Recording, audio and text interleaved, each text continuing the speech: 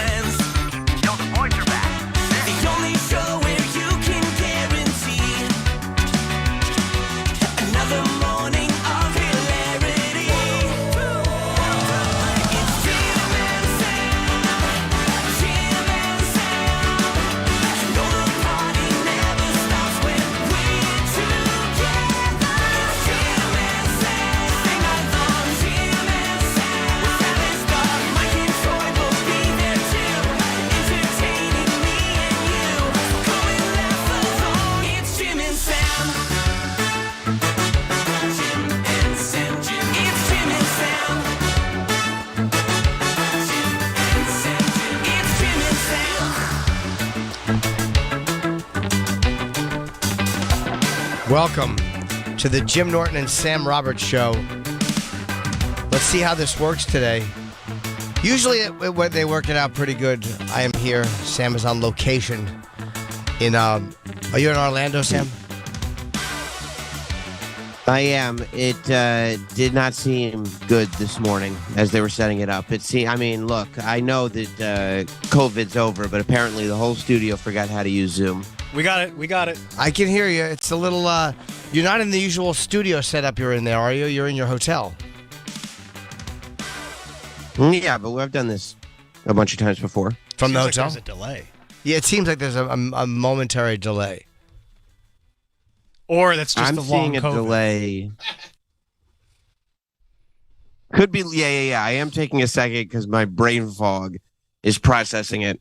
Yeah, it does seem like there's a slight delay. I don't know whose end that's on. This is... All right, well, that's good for, like, comedic This is definitely the setup we've done before. That's not good for comedic timing. I know we had two guests that were supposed to be on today, and they canceled. They were coming in together, and one of the guys said he had the flu, or he feels like he has the flu. So, I guess... Going around. Yeah, it is. But I got my flu shot, so I'm not worried about it. I think I was sick recently anyway. I felt like a little under the weather. But I'm fine now. No one needs to worry. One of those where you couldn't tell, where you were hoping you were run down, but maybe you had a little bug or something. It was during Thanksgiving break, and then I realized it was a sinus thing, and I'm fine. I didn't get sick, and I didn't feel fluish. Just felt like a little shit, and I think it was the my sinus headache. Probably because you got the jab. You got the flu jab. Yes, good. That's why I don't have COVID. I'm very happy I got the jab. Good. Yeah. Yes. Oh, yeah, the flu jab, yeah. I thought you were talking about the fucking COVID. There's definitely a little delay. It's a momentary delay. Yeah. It seems like on my end, it might be straightening up. Like when we first started, your mouth and the audio wasn't quite matching up, but now it seems like it's caught up to itself. So I don't know if it's starting to fix. Honestly, don't it might forget be your Wi-Fi at the resort. I mean, I guess it could be. It's not a resort. It's an airport. No, hotel. it's a resort. It's an airport hotel. Oh wow. It's both. Resorts. You're both right. Neither one of you are wrong, to tell you the truth. Is that a resort view you got in your? I do have a resort view. Yeah, it is. There is an airport in the resort. Is more like the airport's one of the resort attractions. Right. So the resort was there first, and then they built the airport around it to try to give it one more thing that would draw people to the resort. I think so. Yeah. It's like when they put water slides on the cruise ships. Yeah. They're like, can you imagine if the resort had an airport in it as well? And let's make it an international airport. They were like, yeah, we don't have one in the whole city. So this would be perfect. It feels empty in here today. I mean, because you're out, but Mike, the intern, is not here. It just feels kind of lonely and empty. Not that I'm not happy to see Montone and Troy and Travis, but it just feels empty without Mike, the intern, and you, and of course without Soraya. It feels empty in here. Well, Soraya's been gone for many months. I know, but she's just such a part of the fabric of the show now. My mom tells me that sometimes I underestimate the presence that I bring to a room. So that she's probably right. That's probably it.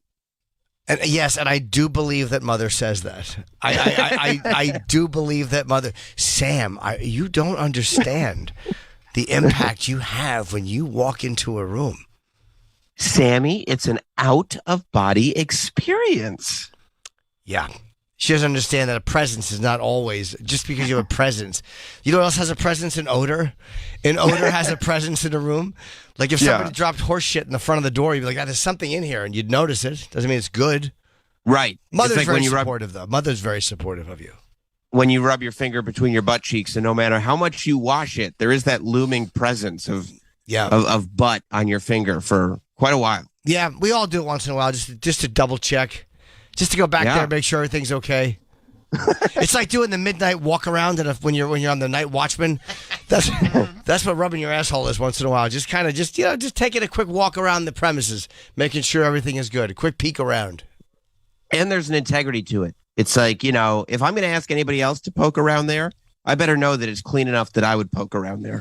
Yeah, honestly, that is true. You got to know. I one time there was a woman who I had planned, I thought might go back there a little bit, and I had taken a shit, but I had showered and hosed out and done everything. Hosed out. Yeah, pretty good. And then, anyway, fast forward a couple hours later, she's eating my ass, and she goes up, hey, she's back there, and she's about to eat it, and she's like biting my butt cheeks, and she goes, by the way, if you want to hop in the shower, I'll lick it when you're done. So I was like, all right. So I guess there was a little, I guess I didn't get... Remnants. A little remnants, yeah. So I had to go in there and really get down to business. At least she was polite about it. Yes. You know? I was very embarrassed. It's like when somebody offers you a mint. You should never say no to somebody offering you a mint. Because sometimes it's just like, there are some people, they take out a box of mints, they're going to offer everybody. Yeah. But then there are other times where somebody's really trying to send you a signal. Like, you shouldn't turn down this offer, Yeah, you say, hey, do you want a piece of gum? And I always feel bad offering people gum because I'm like, I don't want them to think I'm telling them their breath stinks. But once in a while, and people are like, no, I'm good. And it's like, no, you're not good. No, you're not. There's something very awry. That's why I'm handing you this. It's an unopened pack of gum that I just ran into CVS for. Didn't you notice that? I purchased this for you. Yeah, eat all of them, motherfucker. I got back... Yeah, I actually feel pretty rested today. I had a good flight yesterday, like probably the best flight I've had in years. It was from LA, and they said we had a good tailwind. And it was weird when you're flying that you can feel how fucking fast you're going. Like we were probably doing 600 miles an hour coming home. We made it back from LA in 4 hours and 10 minutes. It was fucking, I mean, I don't want to say flying because, we were moving. And it was just a comfy flight, very little bumps. Even when there were bumps, I didn't give a shit. It was a great flight back. It's good to be on a nice big plane. So I had a lovely day yesterday. Did you travel with somebody? Yes. Were you like, as the flight was happening, were you commenting to this person like, well, can you feel that tailwind? We gotta be going about 600 miles per hour, wouldn't you say? No, but I normally would check. I was so tired yesterday. I tried to sleep on the plane. I didn't even sign into Wi-Fi. I was too tired because normally I would sign into my FlightAware app, and you can check the actual airspeed you're doing. FlightAware. FlightAware is a great app. It's the best flight app that I've dealt with. Where they know a lot of times when my flights are delayed, they know before I get word at the airport. I've seen on the app where it's like 15-minute delay, and then they finally tell you at the airport you're delayed. This thing is fucking great. So it will tell you your actual airspeed. You can open it and see exactly where you are. And if you open it wide enough, so like where you zoom in enough, you can actually slowly watch the plane progress on the chart, which I've done before. When we're flying through turbulence, and I know that there's turbulence, I've actually followed the progression on my app to see how close we are to like Cleveland or Colorado, or wherever the anticipated weather is. We have the technology. I know. That you could watch almost anything, play any game. Like there's so many things that you can do to entertain yourself on an airplane. The idea that you would zoom in so you could watch a graphic of an airplane go as you're going. It's almost like looking at the GPS screen as you're driving and being like, look at this good show that's on. Yeah, that was kind of what I did. And by the way, to answer your question, no, I did not speak to this person. She was behind me. We were sitting, both sitting in window seats, and she was behind me. So there was no... Oh, you both wanted the window. Yeah, well, there was only one seat. It was kind of a window and an aisle. Oh, I see.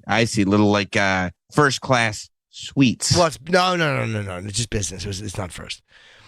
No, it's not a suite. I mean, it's a one chair row.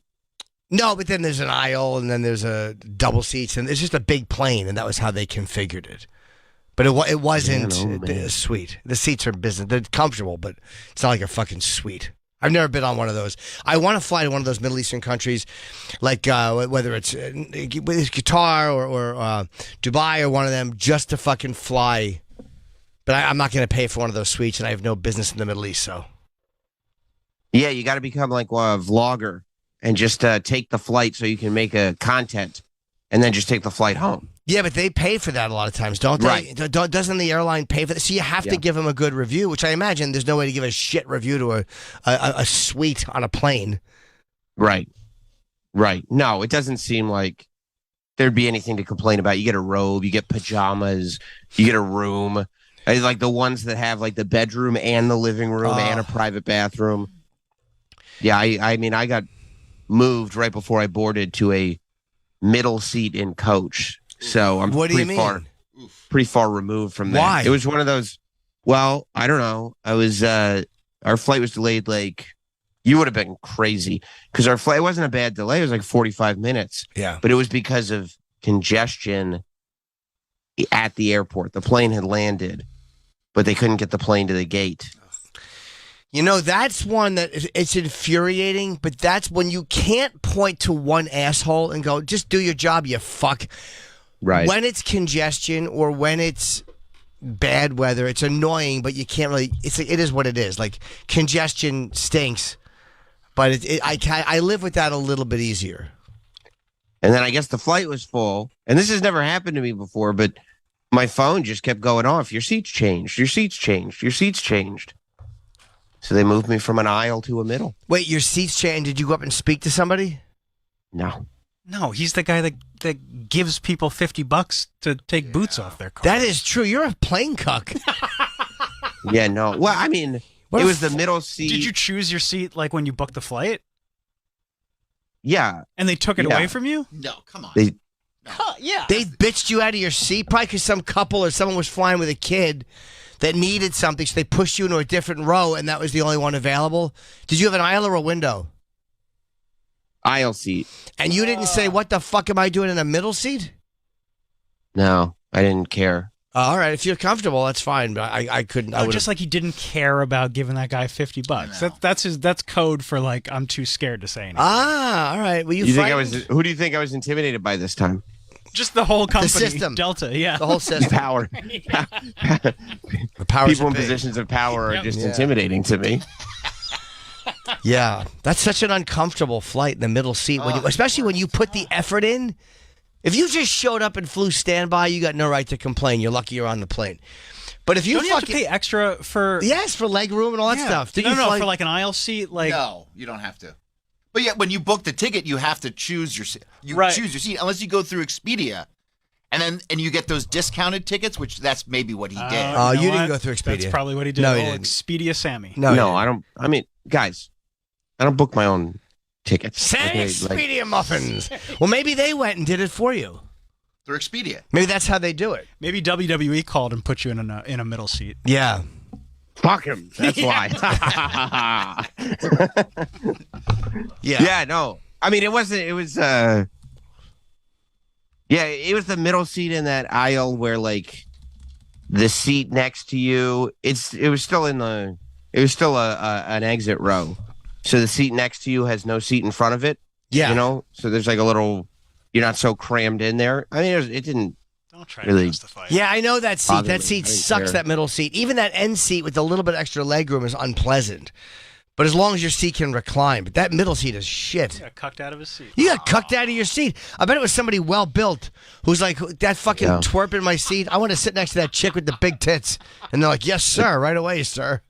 Yep. And then at one point he went to the bathroom and I cleaned the seat that I was supposed to be sitting in Well, good for you. to make sure it was ready for him. Yeah, I would have had a major problem unless there was an aircraft switch. Maybe that's what happened. Maybe they changed planes and switched everybody's seat. That happens once in a while, too. Possible, because they switched it a couple times. I noticed it was like it seemed like chaos. I didn't want anything to do with it. Yeah, they were letting everybody pick seats and just putting you wherever. And you didn't say I picked this seat, and then you moved me. What the fuck you doing? Yeah. I chose this. No, I didn't do that. Right. No, I don't get. I'm not gonna. I don't get mad at airports. You're a personality, for Christ's sake. Yeah. Well, Oh, that's true. You think it would hurt the brand? If somebody's walking back and they're like, "Oh, there's Sam Roberts in a middle seat." yeah, that is bad for us. That hurts. wow. That hurts our contract. And believe me, I'm not doing anything to help it. So we need you and your flight accommodations to at least look good for us. Oh, that's true. Yeah, I wonder how Sirius feels. They're like, there's a thing in my Sirius contract that they have to fly us first class, but when other companies fly me, I'm just like, yeah, coach, middle, I don't care. I don't care about the seat. Troy's got a great point because it already looks bad for the brand that you're in coach. Yeah. Now you're Right. in the middle seat. Middle seat's bad. I got it. No, I got it. Yeah, that would it would infuriate me, the callousness of them just doing that and not telling you. And a middle seat is so unpleasant. But I guess that's what they hope for, that people are just okay with it. Yeah, and they are. Can't hear you. Yeah, They are, obviously. Yeah. I they, guess so. they got a good one. Would you have been okay with it? If I was moved to a middle seat, Yeah. no. I wish they moved Travis to a middle seat on the same day that they took his lightsaber away, just so he was really feisty. Yeah. Oh yeah. He'd get real mad. Oh, yeah. It'd be one of those New York Yeah. Post videos of an incident at an airport. Troy's with me on this. You don't lose your seat for free, right? Hell no. Yeah. No, there has to be some sort of voucher. Yeah. Or there's some sort Maybe of something compensation. complimentary. Yeah. You should get miles out. You know what? If you wrote them and said this is unacceptable, you'd probably get some miles out of it, at least close to a free flight. Can you draft me an email? No, but I can talk you through it. I'm not invested Okay. enough, but I would just say you have to say it was unacceptable. You pre-booked, working for WWE, and you chose your site, your seat, and they moved you to an aisle, a middle seat with no explanation. That's unacceptable. And just see that maybe they'll throw you some miles. That's fair. That's by 3,000 or 5,000 miles. Yeah. And you always fly Delta, right? Yeah. So you say Delta's my choice of airlines. My airline of choice. Yep. And you guys do this to me is just unacceptable. It's not right. What's the advantage of being a frequent flyer if you're going to be if your seat is going to be moved about and then you say willy nilly? That's good. That's good because it's corporate lingo. Yeah. Was this a Comfort Plus seat? No, I don't know. It was just a regular seat. He's not even flying Comfort. You're not even flying Comfort Plus. You don't ask for that. No, I don't know. On a hour and 45-minute flight, I don't care. Wait, are you going to Florida? 3 hours. Yeah, How is that an hour and 45 minutes? You on the Concorde? there's an hour 54. 2:15. Yeah. Yeah, all right. But still, Sam, Yeah, that'd be unacceptable. you're a TV personality, for Christ's sake. Yeah. I sometimes forget. What a big deal I've become. Yeah. You know, You gotta remain humble. But you also at but not times too humble. Not too humble. not so humble that somebody Right. can fucking mushroom stamp you and coach into a fucking an aisle to a middle seat with no explanation, no apology. No apology. Not even a fucking apology from the airport. Like, we know that you took the time to do this. We understand you did this. Look, this is what happened. We're really sorry. It's been a bit of a mess today. We had to switch aircraft. We had a mother and her baby, and the kid looks really stupid, so we sat the kid with the mother. Yeah, maybe. Do you think I'm on some list where they're like, "Oh, we can push this guy around, no Was problem"? it the same row that you booked? It was around the same. So I no, think. no, it's not. No, they just. Well, it was they- an exit. It was one of the exit rows. just I don't. rearranged Because they knew you'd help. Yep. They knew you'd be there to help. Not only are they going to fuck you out of your comfortable position, they're like, why don't we get fucking cuckboy on maintenance? Hey, if anybody if there's a problem, you're going to save everybody on the plane. How about that? Yeah, you're our first line of defense. Yeah, you're the man. We have faith that you can do this. Or they just know that you'll do the grunt work. Open the door, let all the real passengers off. I would not have tolerated that shit. As a frequent flyer, unacceptable.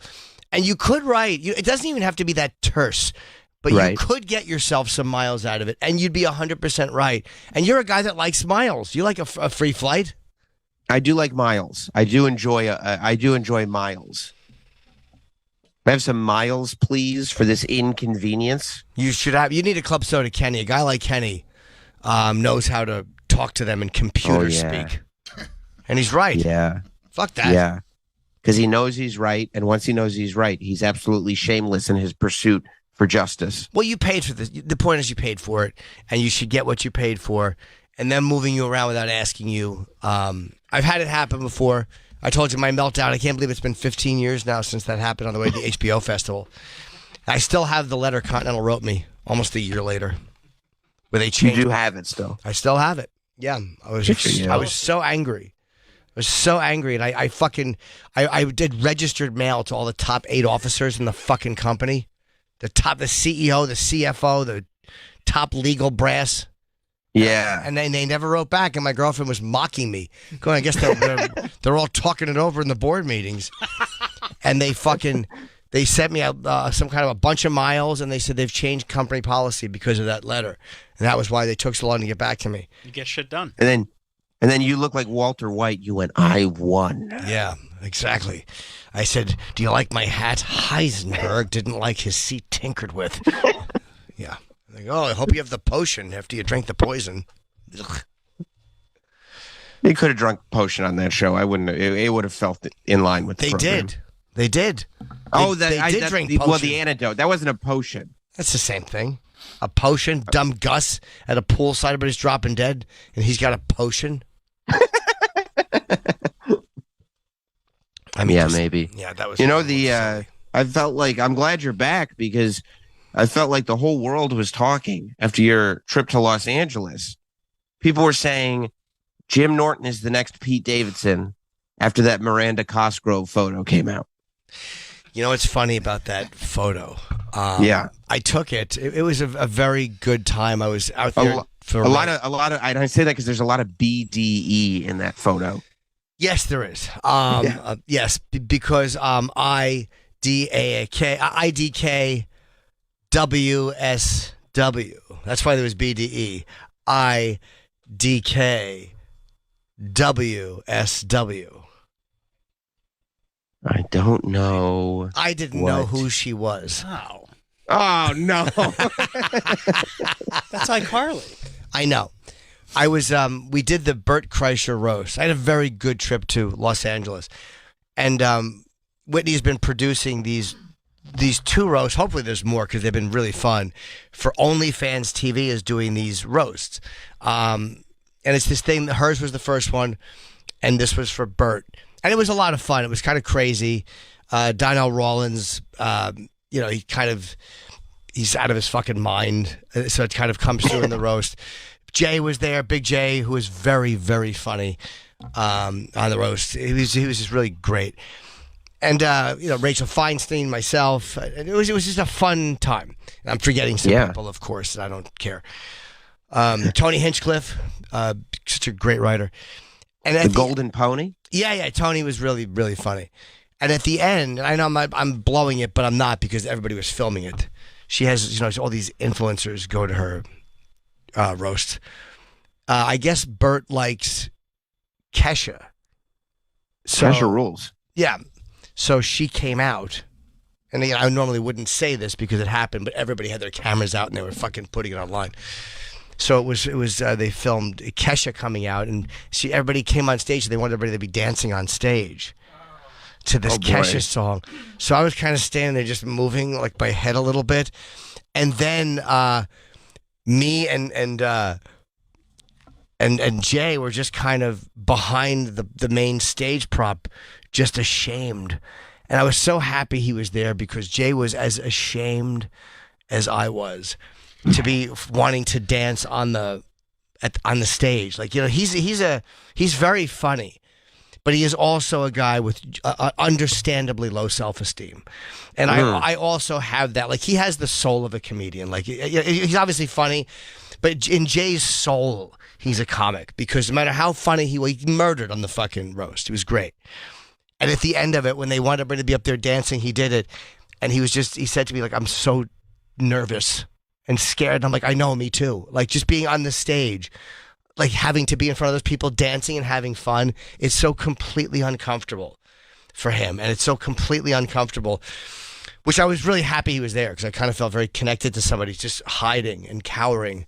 But anyway, he asked iCarly for a picture because he has a daughter. and I didn't know who she was, but I decided that I had better get one too. You're going to jump in. He did it because he has a daughter. Yes, and I did it because my friend has a daughter. And I'm dating someone young enough to be my daughter. So I figured she would know. I think it's really worth examining that you're embarrassed to dance on stage with your friends while Kesha's performing, but you're not embarrassed to go up to iCarly and ask her for a photo, even though you don't know who she is. Well, she was there for the whole time. I think I saw her before the show. That Hannah Stocking. Do you know who she is? She's a big, She hosted the Whitney one, so she came back to this one, and I think she was with her. So I just thought she was one of her friends. So I didn't. That's know. even worse. You take a photo with her. That's worse. At the end, I took one. Yeah, when I was like, oh, okay. I didn't recognize who she was, though. Yeah. But she didn't know me either. What's that? She's in the movie School of Rock. Oh, cool. Oh, I'm glad. Oh, good for her. She was very nice. I mean, it was very brief. But, I knew. I had no idea. Was Bert embarrassed to dance with Kesha? Bert, I mean, I've seen people who are drunk before, but Bert might have been the drunkest I've ever seen a person. Bert really had a good time. He was, he's Bert. He's fucking, it was very fun. He was so drunk by the end of it. He was really happy that she came out. It was very well done. The whole thing kind of turned into a clusterfuck at one point. It was just, the wheels came off again. And I'm sure it's going to cut together very funny. Like, I'm sure it's going to cut together and look really great. But, Bert was really, he enjoyed himself a lot. He loved that she came out. Bert embraced it. I mean, I admire Bert's ability to do that while in a blackout. Like, he really, he embraced it and had fun with it. So her coming out got the response and the joy from stupid Bert that it should have. Like, he really loved it because I guess it meant something to him. You know, he was really, he was touched by it. And so he was dancing with Kesha and all these other people came out. And again, there's a moment where I was so happy to see Kurt Metzger. He's like your Kesha. I love Kurt Metzger. You can't not love that fucking, as Colin coined the greatest Kurt Metzger line. He said he looks like a Bosnian war criminal. And that's the greatest commentary on Kurt Metzger you'll ever hear. So at the end, Kurt Metzger came on stage for no reason whatsoever other than to be on the stage. And Jonathan sent me a picture of the stage, and you can see Kurt.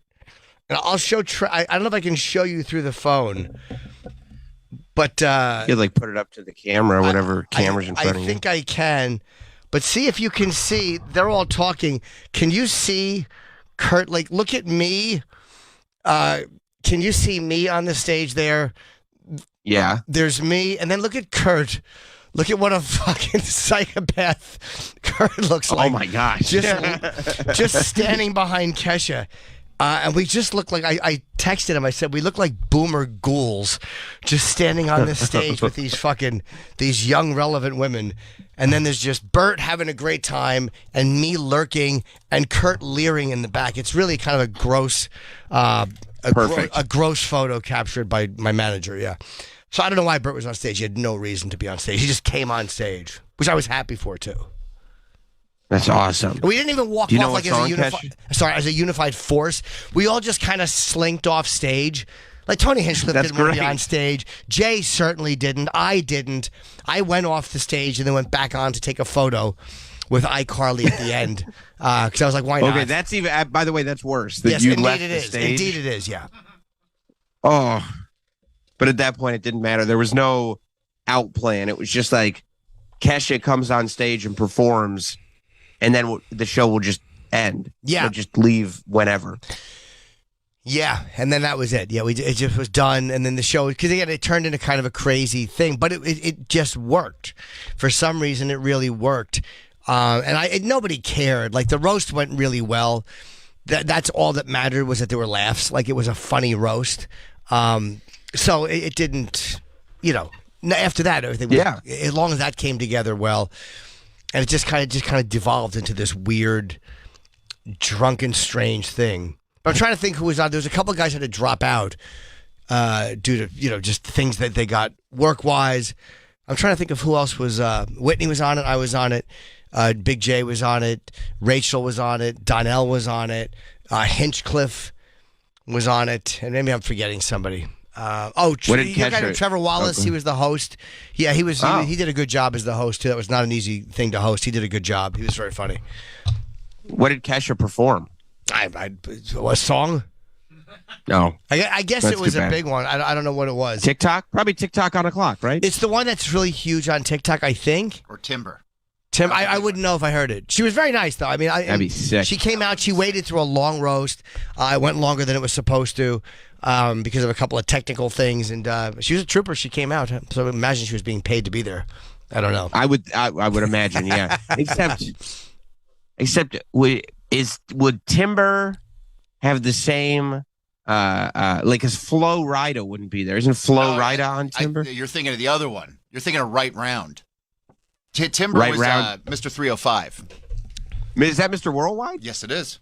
Gotcha. Yes, Timber was Mr. 305. I don't know how I could get Pitbull and Flo Rida confused. Yeah, come on, man. That's crazy.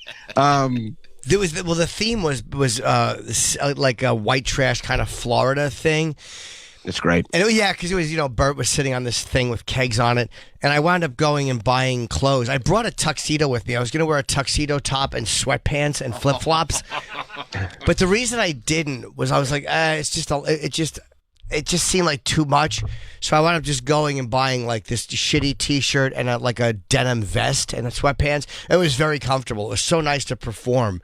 Dressed kind of like bummy. It felt great being on stage. Yeah. What a great time that was. That's awesome. She really knows how to fucking treat a comic. God damn. Whitney knows how to fucking treat a comic. It's completely comedian friendly. She wants everybody to be comfortable. Like other roasts, they want you to be happy, of course, but your happiness is really secondary to the camera angles and stuff. With her, it's just like she will stop the show. If anybody, like during the warm-up comic, there were some people talking, and she does not give a fuck. She will go out and go, hey, you're fucking talking while there's someone on stage, and will literally shut people down for disrespecting the warm-up comic. It's fucking great. Yeah, it's really great. And then she still kills on stage. It was kind of a sight to behold how she really doesn't give a shit and wants the comics to be happy and feel taken care of, which indeed I did. Great time. That's great because Voss didn't have the same tender love and care at the Voss roast. No, he did not. No. Although that was a different, less pressure thing. That was a different kind of situation, just doing it at the Village Underground. Although this was done at the Comedy Store. So it's very comfortable to be on that big stage at the Comedy Store. Really great. It's such a beautiful space and the way you're seated. And again, just the audience is good. Boy, she shuts down anybody fucking yapping or on their phones. Has to deal with her wrath. And boy, that is not, you don't want to be on the receiving end of that. I really, really enjoyed watching that. Her shutting people up. Yeah. Because as a comic, that's what you want to do. When people are talking or like they're fucking looking at themselves on the phone, and she'll go right up and tell them, if you do that again, you're fucking out. Just immediately. Immediately. Zero. That's great. Zero. There's no fucking tiptoeing around it. But yeah, as a comic, you just feel like, all right, good. If anything happens, she's on it. Yeah, you got to love a one-strike rule. One strike and you're out. Yeah. Last time, too, she did it to some guy who was in the front and was just doing something that was distracting, which, when you're shooting something on camera and the laughs are all that matters, it's all it kind of hinges on people paying attention and being present. You've already got the distractions of the cameras and a thing, but there's not a lot of stops and resets either, only if there's a need to do it. Well, other networks will stop and reset, and it just kind of fucks up the flow. But with her, she didn't do any of that. It just kind of went right through. Quick break. Everybody goes and pisses, comes back, and back into shooting. That's great. Yeah, really, really had a lovely trip and a great time at the roast. Ah, wow, big fucking news. Good. Yes, I just saw that. Good. Brittany Griner is getting released. I guess they figured out a prisoner exchange. Yep. For Brittany Griner. So she's getting out of Russia, which is great. On a plane. She's on a plane now? Yes. And they said it was going to be private talks, because they had been saying, by the way, up until recently, I guess this is breaking news, so we will digress from my photo story, which really was finished. She got switched Oh, to had a we middle not seat. had we not tapped that well dry? She switched to a middle seat. a bummer. Yeah, her and fucking the grandson of Adnan Khashoggi switched. I couldn't think of another arms dealer, and I think he's dead. Good improv, Jim. 40 years in the business. Adnan Khashoggi reference. There's not that many famous arms dealers. There really aren't, but I didn't have to reach into That's fair. 1981 for a joke. They said that they were going to try to keep it quiet, and they had said that. So recently, they're like, there's no talks, but you knew that they were talking. Like, even in a time of complete headbutting like the U.S. and Russia are having, they still do this stuff for prisoner releases. And I'm very, by the way, she is such, it's so good that this happened, even though it sucks for her, because the marijuana laws in the U.S. were so fucking disgusting. And the fact that our asshole government was criticizing Russia's marijuana laws when this woman was sitting in jail, when Russia's marijuana laws were really not that much worse than ours. So hopefully her detention helped people in the U.S. I'm really happy for her that she's out. Less than a year. She's home for the holidays.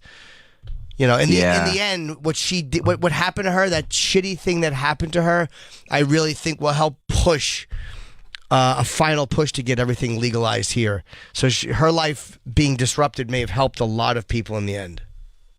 And at least hopefully get anybody that's still in jail for weed in America out. I don't think there's anybody in federal jail for weed. I think that's what they said. So that's why that whole like amnesty thing didn't matter, because I don't think there's anybody in federal prison just for weed, unless it's a 3 strikes thing on somebody, you know, who weed was the final straw, but they had, 2 years earlier clubbed their grandmother with a hammer, and maybe that was the final. Then I don't have a whole lot of mercy for them. But people who are just in on fucking pot, what are you doing? Do you think if she's getting like on the plane home from Russia jail, except they moved her to a middle seat, she would complain? No, I don't. Yes, I do actually. I think she'd say like, this is like the gulag I was just in. She'd probably say, I don't want to go from gulag to a gulag in the air. How about at least a fucking aisle? Plus she's 6'8". So, she has the right to complain. That's true. That's true. Here's what she has coming. By the way, you'd never want to go through that until you're on the plane ride home, and then you'll be like, wow, am I glad I went through that, because you have a tremendous book deal coming. You have a tremendous, whether it's a reality show or whatever you want to do now, you have a great, and your life's only been disrupted 10 months. It's not like it's been 5 to 10 years. So you have a great story to tell, and a story that's going to help a lot of people, I think, too, in the end. It's a very good thing to be on the other side of. On the only once it's done, are you happy? Yes. Yeah. I would imagine she's pretty happy to be going home, especially because, that's got to be the most out of control feeling you could possibly have. Being there in a Russian jail, nobody's going to tell you anything, and even if they did, you can't understand what they're saying. You don't know if they're lying to you. You don't know why you're there, if they're going to make an example out of you. I mean, just terrifying. I really hope that school teacher got out with her too. There was a school teacher. I don't know if he was doing something. If it was just marijuana though, or if he was doing something shady that he really shouldn't have been doing. Who was she released with? What are the details? Right now, the details are just that she was swapped for this merchant of death. So it was just 1 for 1? This is literally breaking. I don't know anything else. Right. I mean, the stories are all very small because there's no... They just know that she got out. All right, well, good for her that she's out. Right now, we just have the headline. And here's what you wonder. Will she ever go back, or is it never come back, or is it, okay, everything's done, it's dropped, or is it you can never set foot in Russia again? I probably wouldn't want to go back. Maybe not, but, I think she was like making $1 million in the off season. It's tough to give that up. I guess, but what's the risk reward? Yeah, that probably is very stupid. Wayne in New Jersey now. I don't know if this is true, but let's see what Wayne has to say. Hello, Wayne. Can you see the readout, Sam? No. Can you hear me? Yes, Wayne. Can you hear him? Yes. Good morning, gentlemen. Hi. I'm calling you saying nobody's in federal prison for marijuana, but I'll be going to federal prison on January 3rd. I live in upstate New York, and I was picked up with marijuana in my vehicle that belonged to somebody else, and they were with me. I proved it and still went to federal court, still got a year and a day in federal prison. Wow. Wait, how much pot was it? How much was it? 200 and something pounds. Okay. You're joking. Jesus Christ. No, I'm not. 200 and something pounds, so they got you for transporting marijuana? Yes, in New York, where at the time it was decriminalized, now it's legal. So they charged me federally for it. Yeah, I think the only thing that happened with the thing that Biden did a couple months ago was like if you're in federal prison for possession, you're out. Like I think 200 pounds of marijuana probably falls under like intent to distribute. Or, right, but that's like, still possession of like, you know. Even though is a year, I mean, obviously I think it sucks to go to jail. Is a year a lot less than you would have gotten X amount of years ago? I'm sure. Well, initially when I was charged, it was 267 pounds. Wow. Initially when I was charged, they said, we're not going to charge you through the state. We're going to take you and charge you through the DEAs, which what they did. And this was 3 years ago, mind you. And what they did is it starts out with a sentence of 5 to 40 years. And then you go through the federal point system, no criminal history, no this, no that. You get down to a certain point. The judge actually showed leniency because by the time it was done, I was looking at 18 to 24. I got a year and a day. Well, then why did you get any time if you proved it wasn't yours? And did you? I mean, whether or not you knew it was in the car. I mean, I can't ask you to be. Did you know it was in the car? How do you not know? I knew it was in the car. Yes. Oh, okay. But it wasn't yours. How much time did your friend get? Well, he never got charged until maybe a year after, and he's still going through the court system. So I don't know. I haven't spoke to him since. I was ordered not to talk to him. Okay. And whatnot, but they called it intent to distribute. But there's people. I live in Messina, New York. Messina, New York is a small town on the Canadian border next to the Indian Reservation, and they catch somebody, at least one person, every day leaving there, going to either New York City, Boston, or somewhere else, and they're charging with the state. Now, if you get busted by the state police or the Border Patrol turns you over to the state police, you're looking at 60 days in jail and 6 months probation. That's it. Done. It's over with. But instead, the feds are doing it this way to try and get more out of you and give out longer, sentences and whatnot. 3 years, or all this time they take in court, wasting tax dollars to get a guy driving fucking pot. Like, who gives a shit? I know 200 pounds is a lot, though. That's a lot of anything. But all right, man, I'm sorry to hear it. Are you scared to go, or are you okay? Like you'll be in. Hey, yeah, have you been in before? No, I'm a truck driver by nature. I'm still working to this day. I'm working right now, but no, I'm not scared. I'm anxious to get it over with after 3 years. It's been 3 years since September. It's over 3 years, so I'm just anxious to go and get this over with, and then I've got another 3 years of federal probation to follow that 1 year and a day. Wow. So are you mad at your friend? I wouldn't say I'm mad at my friend. I mean, I did what I did, and that's the consequences, and it's understandable. But what disgusts me is that Joe Biden promised bigger things when he was running for president and hasn't done it. Yeah. And they haven't acted on any of this. Now they're freeing her for a guns dealer, an arms dealer, to free her, and yet there's so many of us that are products of the system here in the United States, and he's not living up to his promise. Yep. You know what I mean? It stinks, dude. I'm sorry to hear it. I mean, again, that's a lot of pot. Look, happily, you only got a year compared to what they could have hit you with. Yeah, absolutely. All right. Well, let us know. If you remember, give us a call when you get out. I mean, hopefully, is there any way you can get out earlier? Like federal, do you have to do 85%, or do you have to do every day of it? With a year and a day, you get what's called good time credit. I should get 47 days off of the year. Okay, so maybe you have to do about 11 months. So you'll be out before next Christmas. When do you go in? I go in January 3rd, so I should be out right just before Thanksgiving. Oh, okay.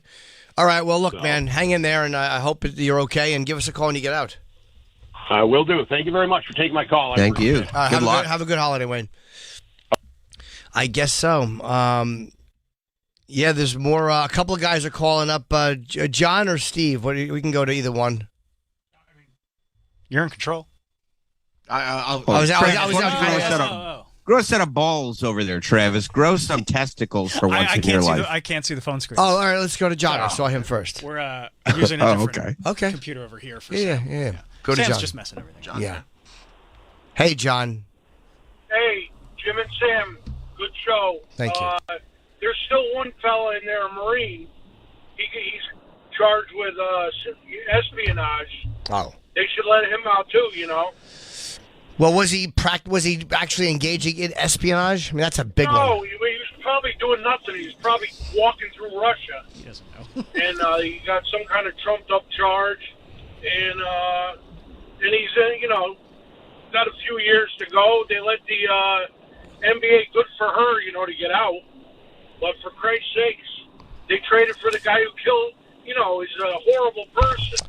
I don't know, John, about this arms dealer, and thank you for the call. Obviously, you know about it as much as I do. We'll go to you, Steve. I should have went to you first. I knew it. Florida is always the ones with the drug info. But I've heard that arms dealer kind of got railroaded in a way and was retired and got fucked. Somebody walked me through it. I can't retell the story because I don't remember it, but I remember hearing that it was not as bad as it appeared to be on the surface. Like he was not actively trying to do anything to take down planes, but maybe I'm wrong. Steve in Florida, you might know more than me, which is not saying a lot. Hello. Ooh. Hey, Jim. Hello? Yes, sir. Sorry. Something snuck out between the fucking cushions here. No worries. Hey, Jim. Sam Templeton. Yeah, that arms dealer, that guy was selling anti-aircraft missiles, tons of explosives, and, AKs to those commie rebels in Colombia, the FARC rebels. We put a big operation. God knows how many people we lost trying to get that guy. Now, obviously glad that this Brittany chick is coming home, but like the former caller said, we still have a Marine there, and they do this is like trading the Babe Ruth rookie card for a hot dog. I mean, not for nothing. We should have gotten two people out of there. This is kind of don't seem right. Well, it's probably, you know what it is? It's probably that Russia knows they don't give a fuck that much about that guy, and they know that everyone in America cares about her, or it's a big embarrassment for the fucking government here, especially since the focus has been put on our bullshit marijuana laws and the hypocrisy of complaining about Russian marijuana laws when we have what we have. So I think that America just kind of wants to get her back and then kind of put it to bed. And I think Russia probably knew that they had a PR advantage. They have a big PR advantage. They got bigger balls than we do. The people we got in charge now don't have any balls, and they just didn't want to go toe-to-toe with them and said, look, release our two fucking people, or we're going to give the Ukrainians cluster bomb munitions to really fuck with you. I wouldn't say... You really should have played hardball. No, you don't up it to the point of we're going to fucking have your cities bombed. That's stupid. Then if Biden did that, people would complain. Oh, my God, he's getting us into a fucking physical conflict. It's like it's not about balls. It's just about bad PR. Like, I don't think that even this administration, which has been irritating, I don't think they don't have the fucking balls to do it. I just think it's bad PR, and they just wanted to get her back. So, I don't think you threaten with cluster bomb trades. I don't think that's the answer either. Okay, I'll concede that. But, I mean, we should have definitely have played a little more hardball with the Russians because at this point, we got to do something because we just look weak all around the entire planet. We're just not looking good. It's just weakness. That's all we're exuding is weakness. I don't know. I mean, the bottom line is what really makes us look weak is the fact that the guy from Saudi Arabia, MBS, can't be sued for the murder of that Khashoggi journalist, and yet even all of our intelligence has said that he's the guy who did it. And I don't know exactly what the legality is, so that to me makes us look stupid. All right, well, thanks for the call, man. On a side note, Jim, when are you coming to Florida?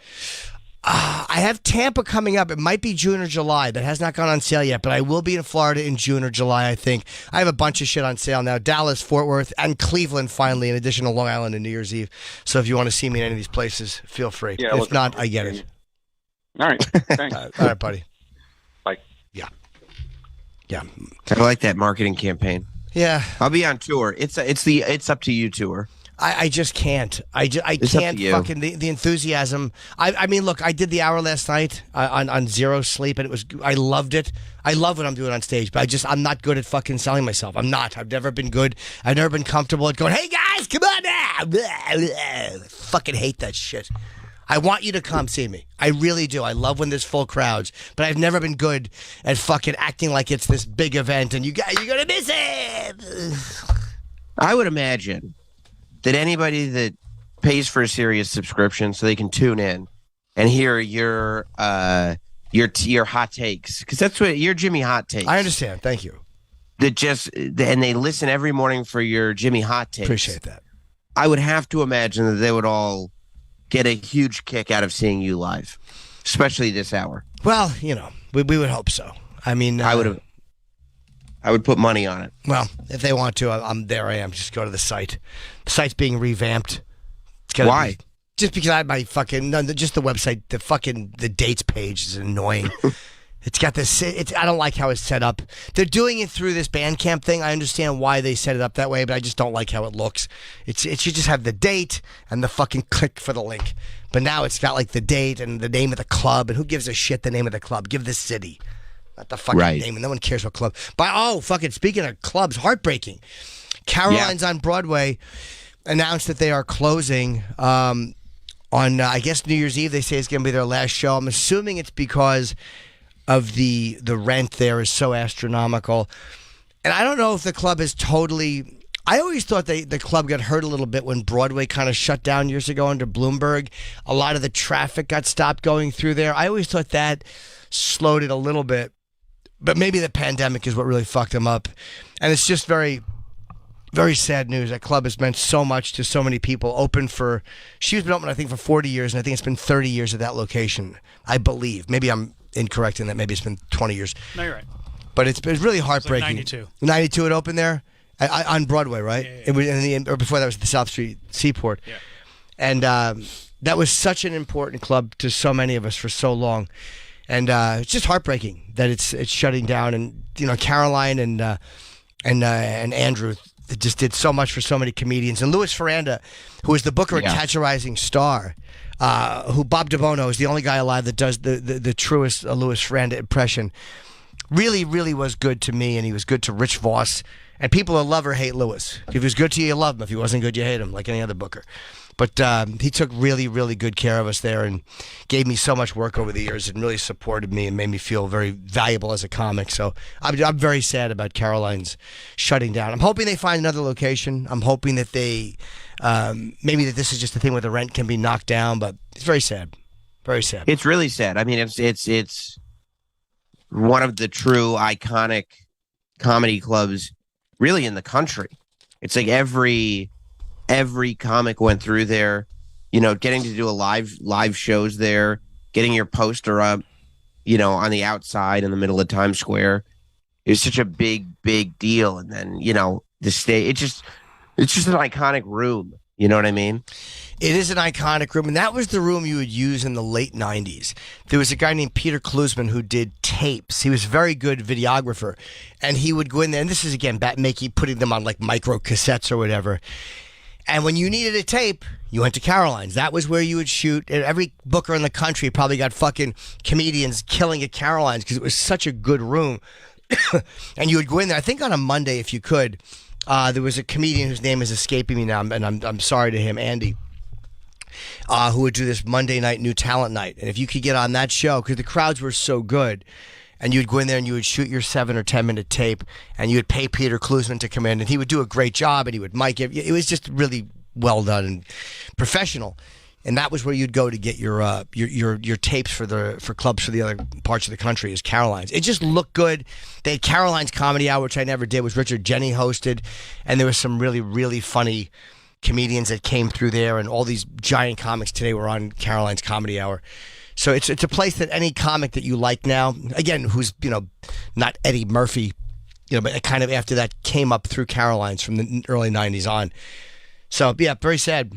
Very sad that went away, because it meant a lot to people. It wasn't just a workout room. That was a room that it meant something to you, and you got to headline that room. That was it was something people aspired to do. You aspired to do it. It was a goalpost moment. It was that you were headlining Caroline's in New York. You a lot of times you took your post. You got the poster. You took the poster home because it's a big deal. Yeah, or you got the little thing they would leave on the desk. I'm sorry, the programs. A little program with your name the first time. After a while, you're used to it, but the first time you do it, you're like, "Fuck, man, I'm really here," and you say that it really meant something to you. It was a goalpost moment. It was a thing that you aspired to do, and a lot of times it would be on a Thursday night. I did prom shows there. Oh, I mean, the amount of comics I saw bomb at Caroline's. Poor Willie Tyler and Lester. Do you know who that was? Or still is? I mean, I'm sure he's still performing. I don't think so. Willie Tyler and Lester. Can we look Willie Tyler and Lester up? Who are very funny and a great ventriloquist, big on solid gold. Black ventriloquist, and Willie Tyler was the guy. Obviously, Lester was the puppet, and just a masterful ventriloquist. And but a little old school to be doing prom shows in the late '90s. And wow. And I'm not telling tales out of school. I think we were all bombing on that show. But I mean just watching a bunch of teenagers yell at Willie Tyler and Lester. Beautiful. I remember he was singing "I Believe I Could Fly." And to watch a ventriloquist do that perfectly really was kind of something you'd go, wow. And just to watch a bunch of kids from the Bronx not enjoy it. Yeah, I mean, this is like, especially because those prom shows are like, it's the middle point. Yeah. Like, it's what you have to make a stop before you get to have sex with your prom date. So what's going to be that stop? What's going to be that middle point? And yeah, to watch a ventriloquist sing "I Believe I Can Fly" is not while you're sitting there going like, come on, when are we going to get to it? When are we going to get to it? You're drunk. It was like 1 a.m. Prom shows, I would do the Dangerfields and Caroline's, and they were rough. They were rough. But yeah, Caroline's, they were a little better than Dangerfields, like a little bit more policed. But even at Caroline's, there's only so much you can do to make a prom show tolerable. I went to, when I was a junior in high school, I went to a prom show at Dangerfields. And I wish I remembered who the comic was. All I can remember is how it looked like they weren't having fun. Yep. They were not having a good time that night. Andy Engel. Thank you, Travis. Sorry to interrupt. Yep. Andy. Sorry to forget Andy's name. He was the comedian that had that great Monday night show. Yeah, they probably weren't. Manhattan Comedy School. Was that what it's called? No, that's what he runs now. Oh, he does? Oh, okay, good. Yeah, I like Andy, and he ran a great Monday show. So that was the place that you'd get to go up and do your set on a Monday, and it was really fucking comedian-friendly. And even the new comics did very well. And yeah, Sam, you're right. The new comic, anybody doing the prom show was not having a good time. Yeah. Yeah, Caroline's, was so iconic. Because that's where I would go and do most of my live, wrestling shows. Yeah. If WWE were coming to town, I'd go and do a live podcast or whatever, because Lewis was always so good to me, and Greg Charles as well. But a lot of the people who weren't even comics, like people who were either wrestlers or from, the periphery of the wrestling industry, it was like, they knew it was a big deal. I remember them feeling like The Room. It was a big deal that they got to do the show at Caroline's. Yep. They took a lot of pride in that. I remember, Gilbert Gottfried was a staple of Caroline's. He was there all the time. Yep. And I think it might have been the last time WWE was here for SummerSlam. I did an afternoon show, and then I also did a later night show, and Gilbert was in between. So I did an afternoon show with wrestlers, and then we cleared out. Gilbert did his show, and then I came back at whatever it was, 9:00 to do another show. And Gilbert was still there eating food in the back. Of course. On his way out. Good for him. Enjoy that free meal. Gilbert did. He was really enjoying it, but he left some ice cream behind. And one of the people who was on the show, I don't know if I'm going to mention his name, he saw the ice cream on the table. And he was like, "Oh, what'd you get, some ice cream?" And it was Bruce Pritchard. And I was like, no, that's Gilbert Gottfried's. He goes, "Is that Gilbert Gottfried's ice cream?" I was like, "Yeah." He just sat down and took the spoon and started eating it to be like, Gilbert Gottfried's ice cream. Good for him. And by the way, I guarantee you that show, I want to say, was it in July or August? August. Here's how I knew. If it was the winter, fucking Gilbert would have walked out with the ice cream. But the fact that it was August, he knew he wouldn't get it home before it was soup. But if it was fucking January, he would have saran wrapped the top of that and walked out with the bowl. He got on the subway with it. Yeah. Yeah, we did it at the Jim and Sam show. We had Gilbert on the show, and he asked me about Monster Ray, and I was asking him about sex, and he got very uncomfortable. Yes, that one was a disaster. That was a highlight of my life, was me making him uncomfortable. Yeah, I remember that was a fun one because I feel like we realized that it had gone south already. Yeah. And so I kind of got what you were doing and was just enjoying it. You realized that Gilbert enjoyed asking questions about your sexuality. And making people uncomfortable. But on stage at Caroline's with everybody watching, he didn't like being questioned about his virginity and blowjobs and all this stuff. So you just kept asking him. Yeah, Gilbert, how old were you, Gilbert? How old were you? No, really, how old were you? And I don't. It was, and also the Opie and Anthony's the thing that with Ron that Bennington did, the Unmasked, I think, was done at Caroline's. Yes, it was definitely done at Caroline's. That was I think their 20th anniversary or something like that. Possibly, yeah. Yeah, it was a big deal because I remember there was an irony to the fact that people were like, who would have thought we would make it this long? And then very quickly after that, it dissolved. It did, yeah, it fell apart. There was a lot of things like that done. I've done a bunch of live shows there. Matt Reese did a lot of stuff there, like years and years ago. Some of his live Fixing Joe stuff with his, I think his cousin, who's a therapist. I did stuff with Joe there. There's just been so many. That's why I worked with Al Franken there in the '90s. He was doing this character called Stuart Smiley. Of course, from SNL. Smalley. Oh, Stuart Smalley. Stuart Smalley. Yeah. I didn't know the character. Obviously, I still don't. And he was in character. And I mean, he did a movie. Ah, that must have been good. And I worked with Gilbert for the first time there. I worked with Robert Klein for the first time at Caroline's. The first time I met Robert Klein, who was one of my childhood heroes, who I still love, was at Caroline's. It was just such an honor to be doing a show with Robert Klein.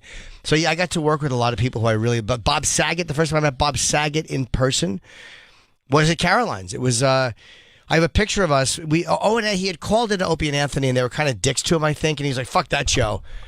Oh, so wow. I bumped into him on the steps. I'm like, "Hey, I'm Jim Norton," and I believe that was the first time we met. And we took a picture in the hallway, and the stairwell, walking out. And I think I explained it to him and smoothed things over, because he said he wouldn't come back on the show. Or it might have been a mistake. We didn't mean to fuck him over. I'm not sure. Yeah, or just like a misunderstanding or something. Like, yeah, they were being dicks or whatever. I just don't remember, so I don't want to say that was it.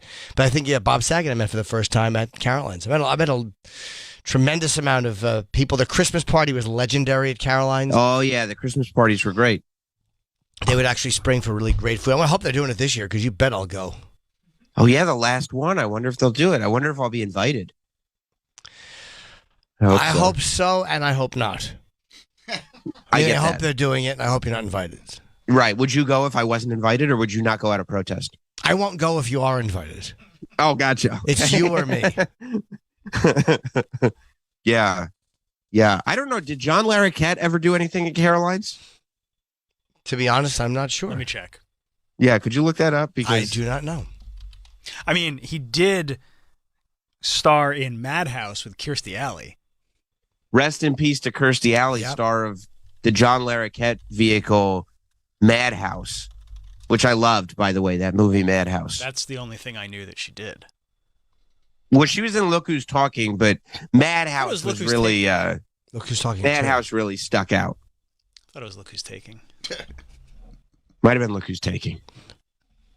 Colon cancer. She got the diagnosis recently, and fucking just... Get your asshole scoped. Although you can't do it too young. You can fuck your colon up and it can collapse or something. A camera can fuck your asshole up when you are very, very... If you're too young, I think it's bad to get them. Is that what the doctor told you? No, somebody. Stop coming here, man. You're 15. Exactly. I know you need to succumb, but I mean, use a finger, kid. No, but I heard that can happen to you. I found that out recently. I mean, I'm at the age where you can get them probably every 10 minutes and it's fine, but you can't get them too often. It's not good for you to have a camera scooped up in there. But I've heard it did happen to somebody. So Yeah, you should still get them sometimes. oh yeah, 100%. I got one a couple years ago. I want to go back. Nice.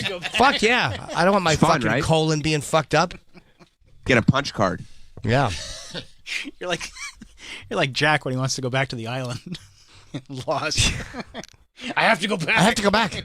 I have to go back. Yeah. Yeah, I don't think John Larroquette did anything at Caroline's. No, I You don't. know, he was the narrator of the original Texas Chainsaw Massacre. Oh, I did know that. credit. John Larroquette was. Yeah. Interesting. Yeah. Night Yeah, Court with all premieres the next month. Night Court Premieres next month. Yeah, starring John Larroquette. that's right. I'll have to give that a watch. That's for sure. It'll be successful. I'm sure. Yeah. Although no Harry Anderson. I mean, the whole fine. cast It's is got John different. I know, but I did John enjoy Larroquette Marky Post. Yeah, no, John Larroquette. I want Marky to give Post her. is dead. No, I know.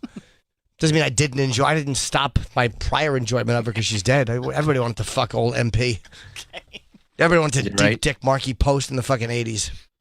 She had quite 80s hair. She did, yeah. She was pretty.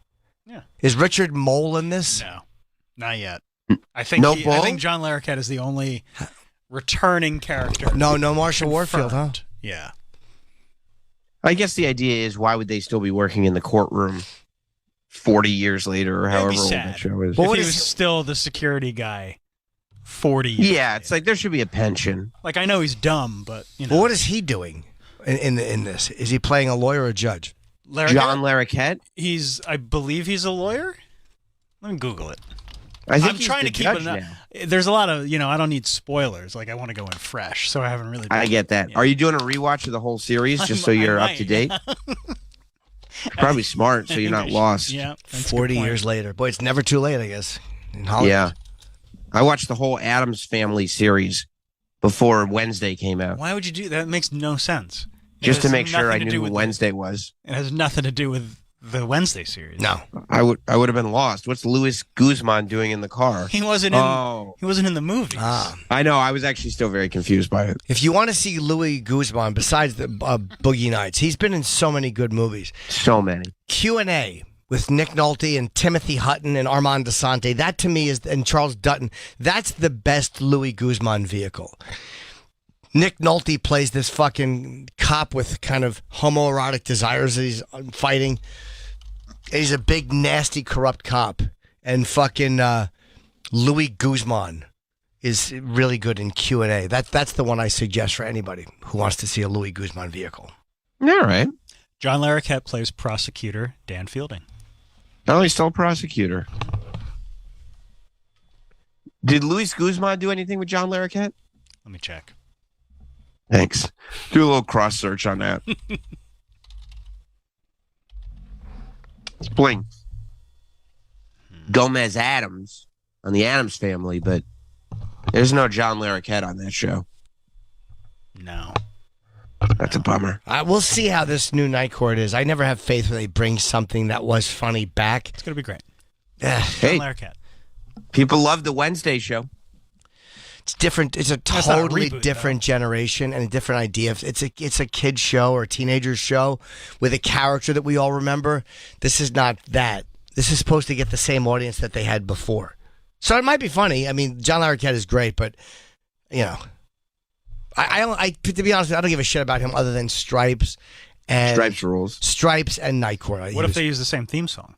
I don't remember the theme song. It was good. I can't play it on this computer though because Sam's on this computer. Do we have it in? I'm sure Mike could play I'm it sorry. on his computer. Yeah, yes, that is the computer. Mike, tech guy that he is, thumbed towards the computer to prove that he did in fact understand what a computer is. No, this is the computer that we weren't able to get the audio through You before. can try it though. Yeah, because he thumbed out like, "Hey, I have a computer right here." Computer. You're not a Price is Right model, stupid. At least give it a shot. Well, there was a We link did. He computer pointed at it. before the show. See, computer. Right. Where no audio. He's talking into the computer, no mic. What are you He's doing, talking into the Montone? You're computer falling now? apart. Mars did fix it. It was a rough tech morning. Yeah. So, in Mike's defense. Yeah. Yeah, I know what you're talking about. Computer. Yeah.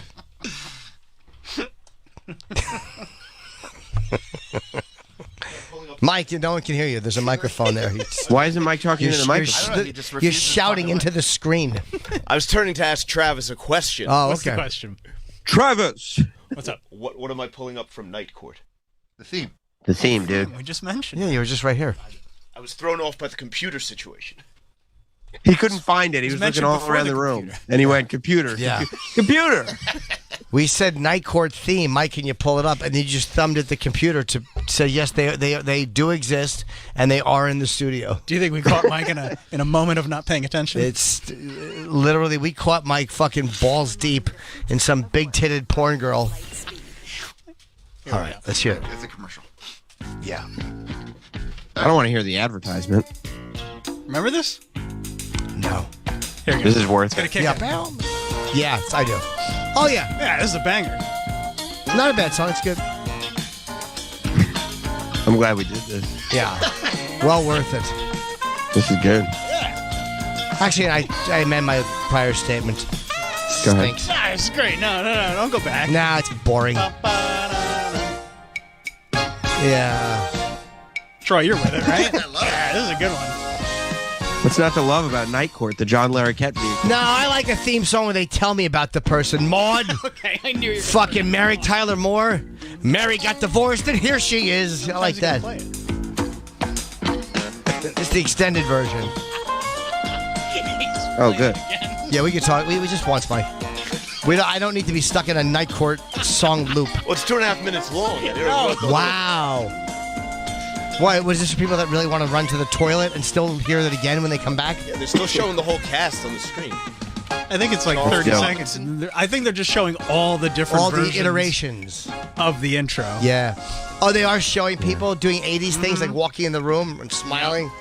Boy, 80s intros were bad. Yeah, now it's the new one. You like Maud? Come on. The Maud theme song is amazing because it tells you who she is and then compares her to a lot of other people in history. I mean, the Maud theme song is more historical references, and then she's compared to them. It doesn't really set up the series. Joan of Arc had the Lord beside her. And now there's Maud. Yeah.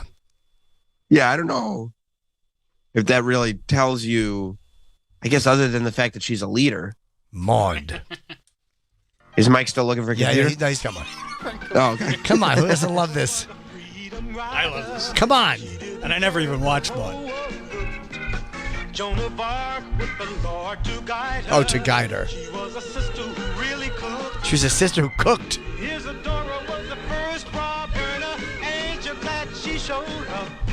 Oh, yeah. And when the country was falling apart. Turn it up. What are you doing? This is Maud. It's very loud. And then there's Maud. And then there's Maud. Boy, Maud's a bad bitch. And then there's Maud. You're right. No, it's just in the computer noise. That uncompromising, enterprising, anything but tranquilizing. Right on, Maud. It's a great song. Yep, and That's a may great that song. be stuck in the rest of your fucking day. You're gonna have that in your heads, and I know I will. And then there's She's not- Maud. She's not tranquilizing, that's for sure. She's not. It's a No, lot of she's a words at the lecturer. end. Betsy Ross. Yeah, Yeah, that's and a then theme there's song. Maud. That's true. If they used the Maud theme song and then did Night Court with John Larroquette, it might be the perfect show. I hope it's good. I hope gonna it's be good. great. I hope it's good. You gonna watch it? Yeah, I mean, I like the original and I like him, so sure. I think he's very funny. So I will give it a shot. But I never have faith in like any type of a comedic reboot. I can't think of any that I necessarily enjoyed. So, I'm sure I will hate it. Well, it's a reboot, but it's a sequel. Especially with, let's see what type of, do we know anything about the characters that are on it? Who else is in it? Well, Harry Anderson's daughter plays the judge. Okay, because he's dead. I get that. Yeah. Why is he prosecutor, Dan Fielding? Shouldn't he be the judge at this point? 40 years later, you haven't moved up in the fucking... Come on. Is it 2 different jobs? Maybe you don't want to be a judge. Didn't want to. Or you didn't want to be. Or you moved to being a defense attorney because you're fucking... Let's see. Let me read about it. Yeah.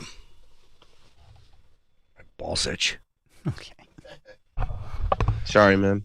It's all right. Not your fault. Well, your beard wouldn't help. I know. Actually, yeah, I just wish I could do something. Yeah, I mean, there's nothing... Nothing on the cast? No. Okay, they're probably keeping it under wraps. Yeah. It premieres next week and there's nothing on the cast? Yeah, next month. Okay. They're probably trying to protect it from leaks because of all the great interest in the reboot. Well, you look at all the articles that Harry and Meghan are sparking. I mean, come on. I mean, who wouldn't be talking about this as well? Boy, am I fucking tired of those two. Holy shit, do I not care. I don't care. It feels like they stepped in it. It feels like they've gone way too far. I haven't read one thing from one person that's like, oh, man, this looks really great. I can't wait to hear more from these two. I just don't give a fuck. Everything about them reminds me of the people who babble about fucking carbon emissions and then fly a private plane to accept an award. That's what this whole thing... I don't give a fuck if Kate was shitty to Meghan. I don't care. It doesn't matter. Who gives a shit? You're out now. You're making millions. Good for you. Doing a podcast. And you know what? I don't even mind that. Like, what else are they going to do? Like, why not? If you want to just go and do a podcast, good for you. I just love when the Queen of England or King Charles calls up our show and makes fun of them for doing a podcast. Yes, that is true. We're doing ads for DoorDash. Yeah, I feel like they really thought they'd be beloved, and I think that they are not. They thought they'd be beloved, and they just turned... What is it that turned everybody against them? Because at first they were they were liked, but then all of a sudden everybody turned on them and just started hating them. And I don't know exactly what it is. People believed them, I think, a lot of people, about the royal family being shitty to them. Yeah. But just... I don't know. Maybe it's the fact that they haven't produced anything and they just always have a complaint. Like, to be a successful Hollywood actress and the former Prince of England, and to have every time you open your mouth, you're complaining about something. It's like, shut the fuck up. And the lecturing, I think, is a little... We're all a little fucking sick and tired of the lecturing. I'm a little sick and tired of being lectured on the environment and on all... You know, I don't care that he has a $14 million house. Good for you. You had a big house in England. I'm just a little tired of hearing about the lecturing. And they do get a lot of bad press, like complaining that the palace wasn't going to provide them with security. But that could just be the press they're getting. Maybe they were like legitimately concerned. And maybe the palace are being cunty too, and the press is just taking their side. I don't really know or care. Possible. Yeah. Are you going to watch the thing on Netflix? I might watch it. I'll turn it on just to have an awareness. If I didn't host this show, I probably would not watch it. Yeah. But, yeah, it's this weekend? I think it came out today because there's a ton of articles about Part 1, and then they're doing Part 2 a week later, so we can... I know... Stranger Things? Fuck. It's a $100 million deal. Fuck with the $100 million. They're trying to get as many articles as they can this week, and then next week it's Netflix. Yeah, but none of the articles are good. Like, all these articles are talking about, like, just, like, shitty things that are in it. Well, I'm saying from Netflix's point of view, they don't care. They just want them to finally produce something. And this is going to be their Christmas. Wednesday's killing it. No, I mean, they want these two to make their to money. finally do something. They have a book coming out, the documentary coming out, all at once. I can't care enough to watch this. Bombshell Revelations. Who gives a shit? Oh, if there's Bombshell Revelations, I'll watch. I didn't realize there were Bombshell Revelations. The Mail has a list of 20, so, like... How'd they already get them? The Mail hates them. Yeah, yeah, they do. That's Britain-based, and Piers Morgan is very big there. Ooh, they hate Harry and Meghan. Piers has always supported them, though, right? He has been fucking hammering them from day one relentlessly, and he's never backed off. So funny. Yeah. Love Piers. Yeah, I mean, I'll turn it on because You probably will, and we'll talk about it a little bit on Monday. But like, I don't like do that. Hold on, I don't like that you're throwing out like I'm some dumb cluck. I don't like Sam saying, "Look, if I didn't host this show with you, you'll probably watch it, so I'll feel obligated." Like I'm some fucking housewife hen. You love the Royals. You love the Royals. You love royal gossip. However, I will say I probably have become more invested in them because I am with someone who is obsessed with them and who loves the Queen. You're just gonna watch this and hate it. I know the person that you're with loves the Queen. Yeah.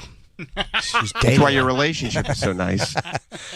I don't know. I might hate it, I might not, but I'll probably watch it just because I'm talking shit. But I should watch. I want to like it. Maybe I'll like them more. I doubt it.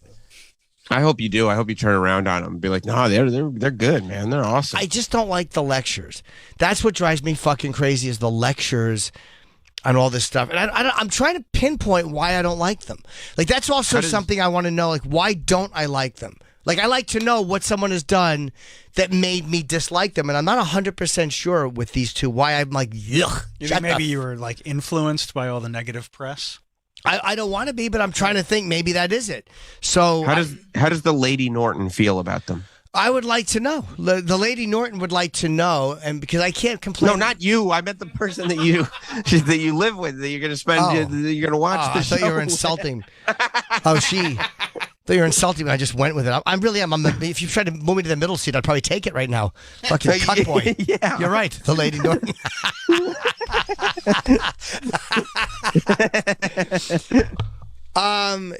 She's very, very pro palace.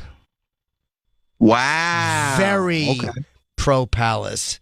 And hopes these two basically go off a cliff in a bus. Can't fucking very unkind words in the Norton home. I don't know how I feel about them. I don't want to be just influenced by the bad press though. Like, you want to watch it and make your own determination as to how you feel about them. And I don't know exactly. I can't pinpoint what it is about them. And I'm like, yeah, shut the fuck up. Right. Like, I understand why people in the UK don't like her, which in turn makes them not like him. But is it just she's a divorced American thing who fucked his brains out the same way I really think that's why people don't like her. Like, maybe. But like that laid the groundwork at least.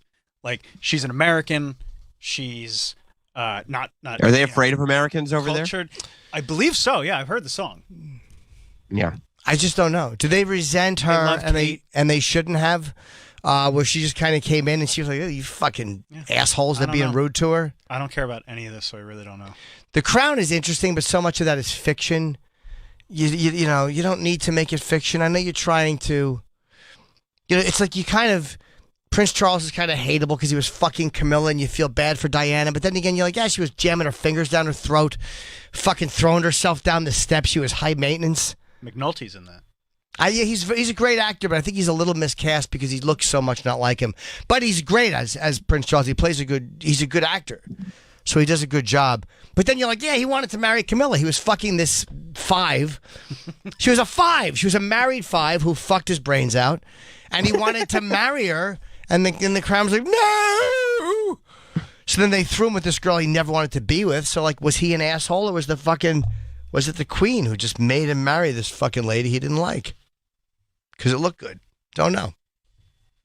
I don't know, but I got to read more of those magazines that they got at the cash register at the supermarket to find out. I'd rather watch interviews and things with them than read. I don't want to read about that. I don't believe any of that. You watch them, you get a little bit more of a sense watching them talk.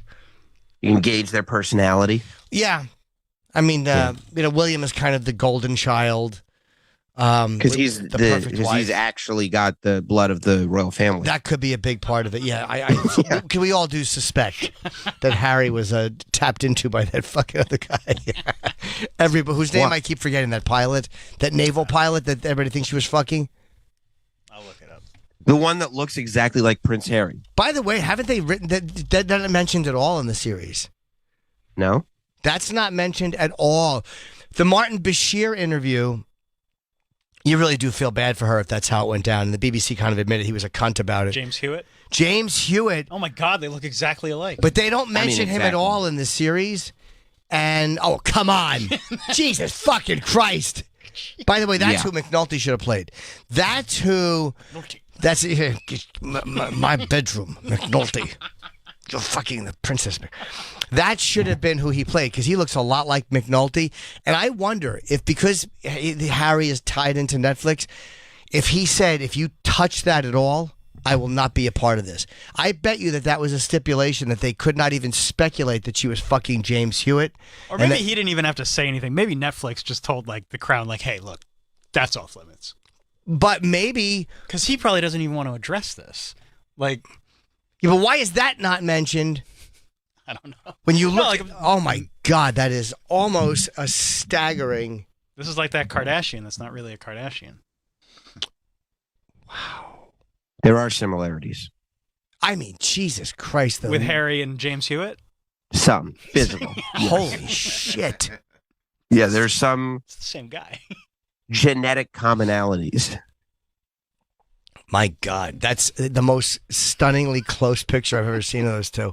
Yeah, but if you look also, Prince Harry looks just like Charles, too. That's a great point. We see them together? Yeah, put Charles and Harry together. They look almost identical. They look like Harry is his mini-me. All right, Sam, I'll take your word for it. Hang on. Yeah, I mean, this is wild speculation, and I won't stand for it. All right, yeah, there we go. Oh, yeah. They look exactly alike. Yeah. Yeah, of course. Uh-huh. Yeah. All the same features. Yeah. Same jawline.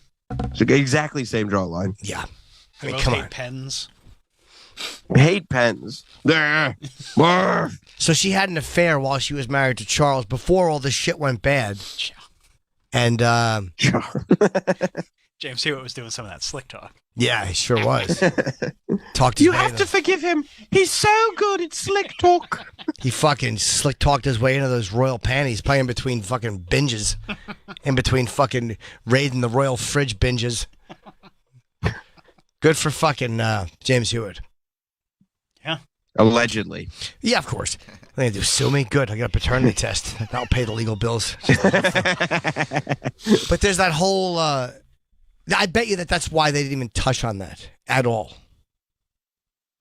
Well, yeah, it might. Has to. Yeah, you're probably right. I mean, so they babble about him and Camilla the whole time. And if she was. Yeah, but that was also a big story. So him was and Camilla. James Hewitt. Was it? Yes. Oh my God, yeah. Sure. I don't. Yeah, I don't know if it was that big of a story when it was happening. Yeah, I mean, once people became aware of it, of the possibility, I don't know if they knew. I don't know if people were aware of it real time, but when it happened, of course. I mean, how do I know it? Like, I wasn't following this stuff all along. I mean, I seem like a royal watcher now. You're a royal cuck. Yeah. Yeah. Pepsi sucks, Sam. Stop. Sam, you Stop. having a Pepsi at 9:30 in the morning? Well, I got it last night when I got in, so I didn't head down to the resort food court yet. Has Hot Dog's plane landed? I saw him last night. He filmed me, Yes. and he said he's flying into. Oh, so he's in already. Yes, he's at. He literally just texted me. So Good. Get him in there. yeah, Bring him in. You guys sharing a room? he's not staying overnight. He's not staying overnight? He landed early, so what's he doing? I saw him at the airport very early. Very Wait, early. he's going back tonight? Yeah, he's going back tonight. Oh, that's so shitty, Sam. Sam can't even spring for a hotel. Give him a hotel He's got at the work. resort. He's got work to do. Give him a resort room. When's he going to work? We're gonna work today. He's got to get home because we don't trust the hotel Wi-Fi to upload, so everything can be up tomorrow.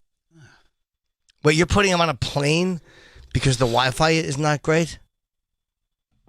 I think you should have given him He a really night. just works his employees. Just Yeah. like- And also because we don't have anything to do after You don't have anything to do in Orlando? 4:00. Yeah, I mean, What time's his flight? Go to the White Castle. today I don't know. He booked Troy it. just said there's so much to do. So much to do. Yeah. Well, no, I meant professional. Flight No, in I know. and I'm not gonna be bored looking for activities. That's for sure. I mean, it looks very sunny. I can see it through your resort view window. So he's in and out of Florida in one day just because he wants to go home on the internet. Because He by the doesn't time he wanna go gets home. home, by Sam the way, wants him to go home. even if it's a slow Wi-Fi upload, won't the 3 hours on the plane have kind of balanced that out? Like I think, That's a good point. Yeah. That's a very good point, Jim. yeah. No, you can't upload on hotel Wi-Fi. You can't upload giant file sizes. It's not about slow. It's about getting it done at all. You can pay for that. I mean, there's Wi-Fi true. alternatives, but at the same time, I'm not. There's nothing. We're done. The work's over.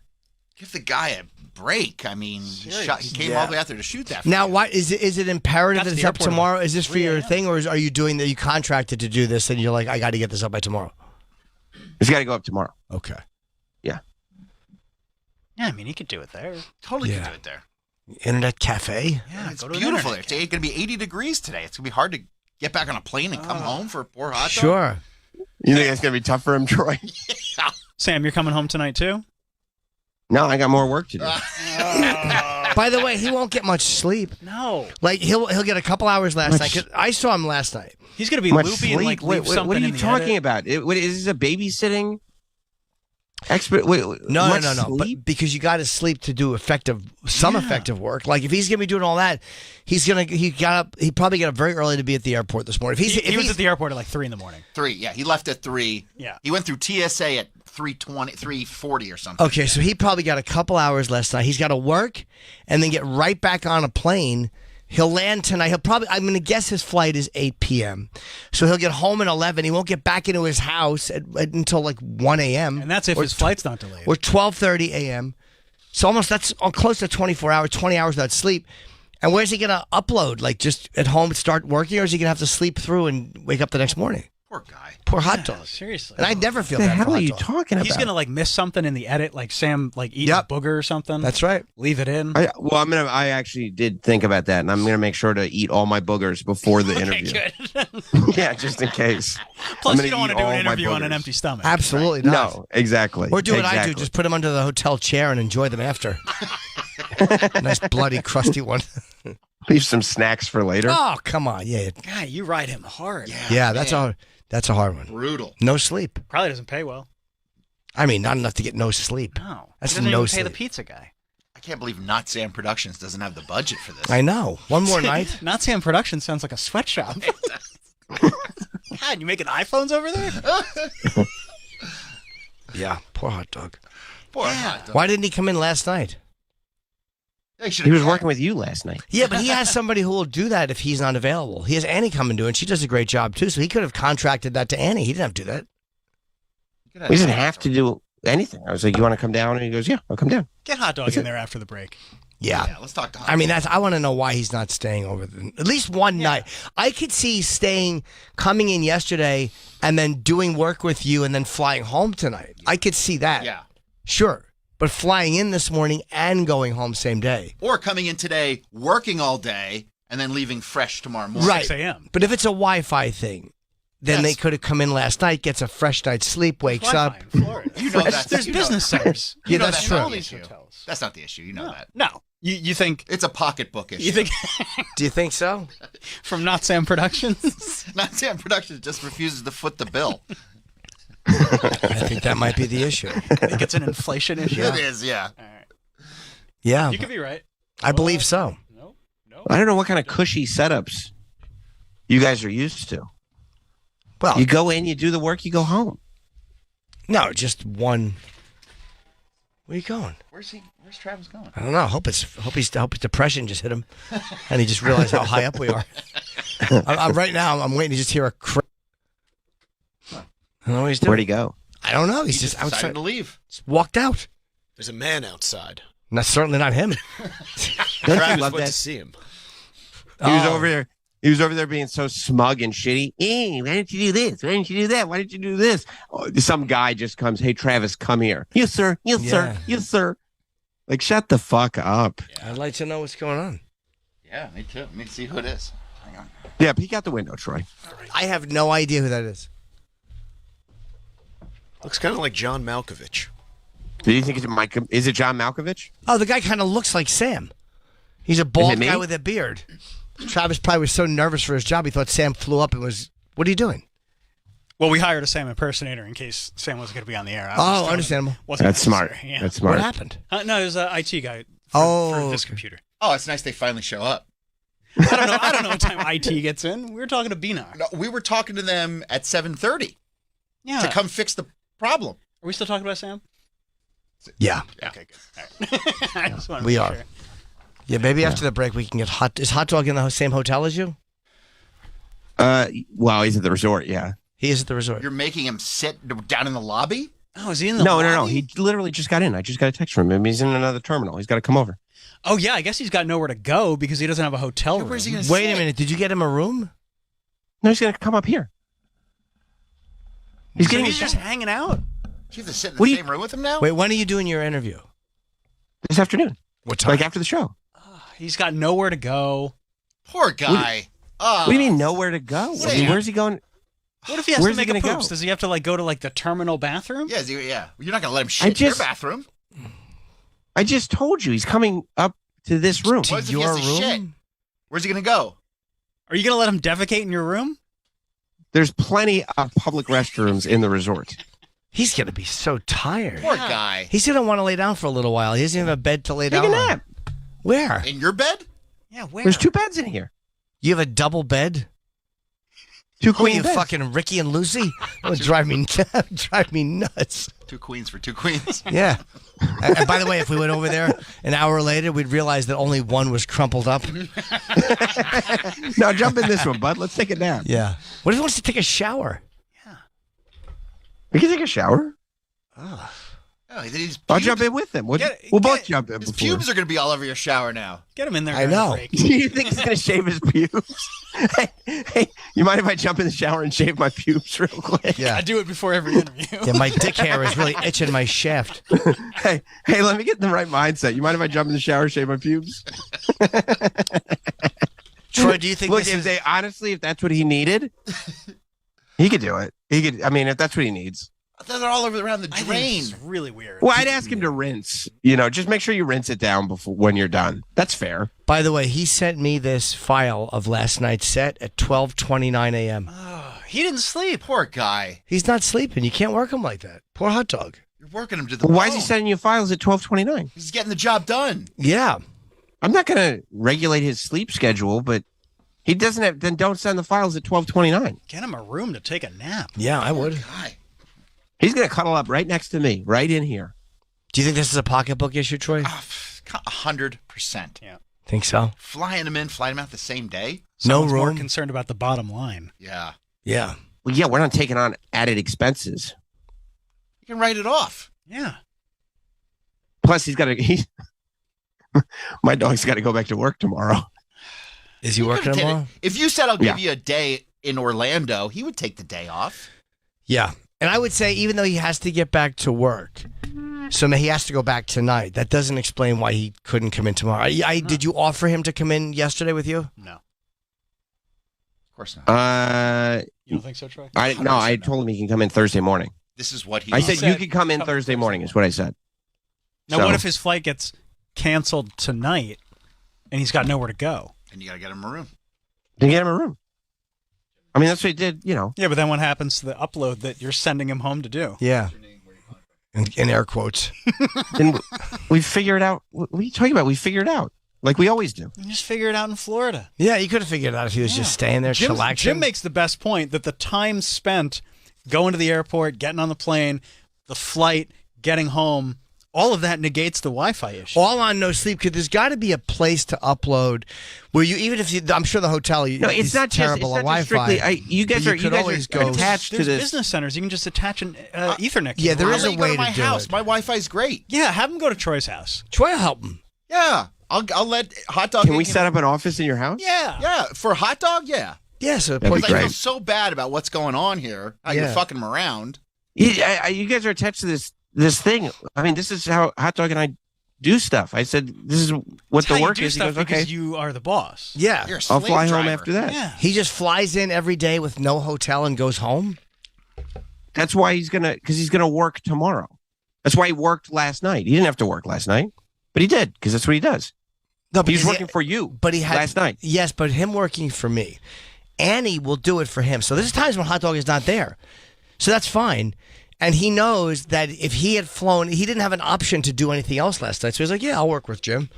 But I guarantee, if he was going to Florida, he would have had Annie or somebody else come, because they just set the camera up and film. Basically, there's not a whole lot of work to be done. So he knows he has someone that can do that, but he didn't have anything else to do. But if he was flying into Florida, he would have been on a plane. Yeah. He worked yesterday. I said you can come in Thursday morning. See? I He said, "Okay, I'll come in Thursday can morning." Come in. Not do you want to come in? Not do you Thursday want to come in Wednesday night? By the way, there's flights out till probably 10 or 11 o'clock. To Sure. Orlando. Yeah. So he could have taken a flight out last night. Yeah. Easily after work. Easy. Sure. Woke up He didn't. refreshed in a hotel. In a the hotel resort. room. Yeah, nice resort. You wake up refreshed. Check out at 11. That's fine. Yeah. Then come to your room. I get that. I'm not saying you got to give him an extra room just for the extra hour before the interview. Yeah. Comes by. Poor guy. Poor hot dog. Let's take a Yeah, break. I don't know. This is the way I would have done it too. We got a lot of reads. Yes, we do. And then Sam can get hot dog in. Good idea. I like that. Wait. Well, Okay. you know he's not doing anything. Who? Hot dog? He's sitting down in the lobby. Yeah.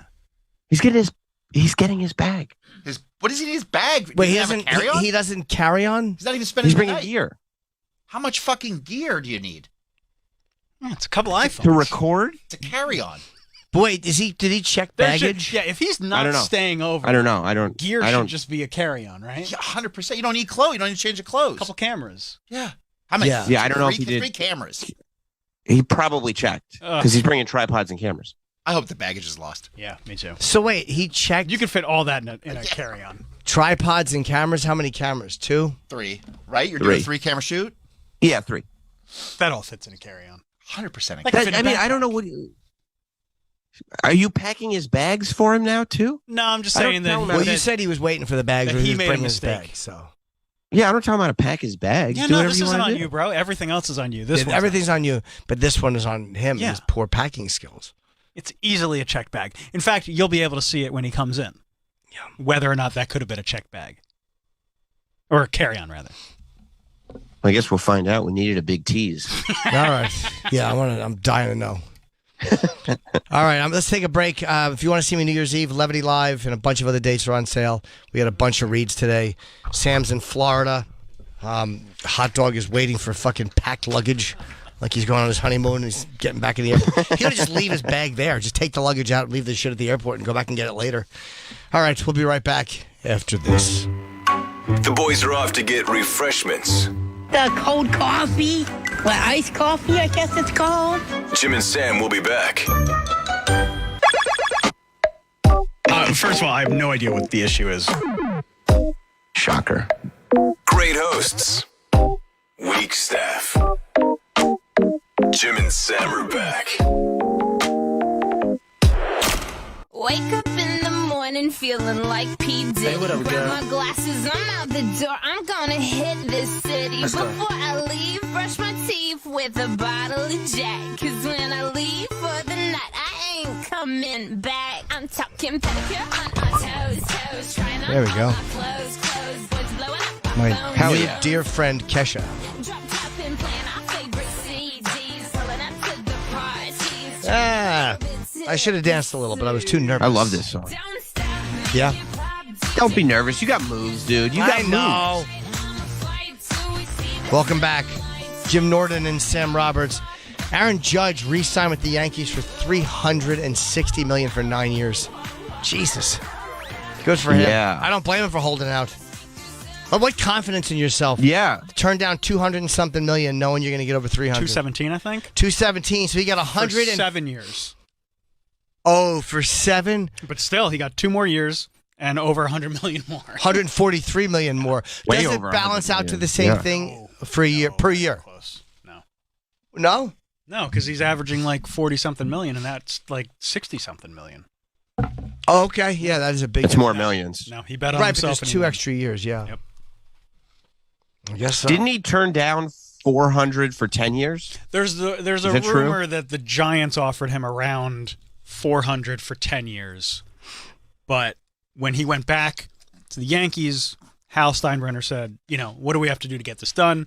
He said, I want a 9th year. So I assume that the Giants offered him 9 guaranteed years with an option for 10 because he wanted that 9th year that the Giants had offered him. Oh, so the Interesting. original was 217 for 7. From what I remember, yeah.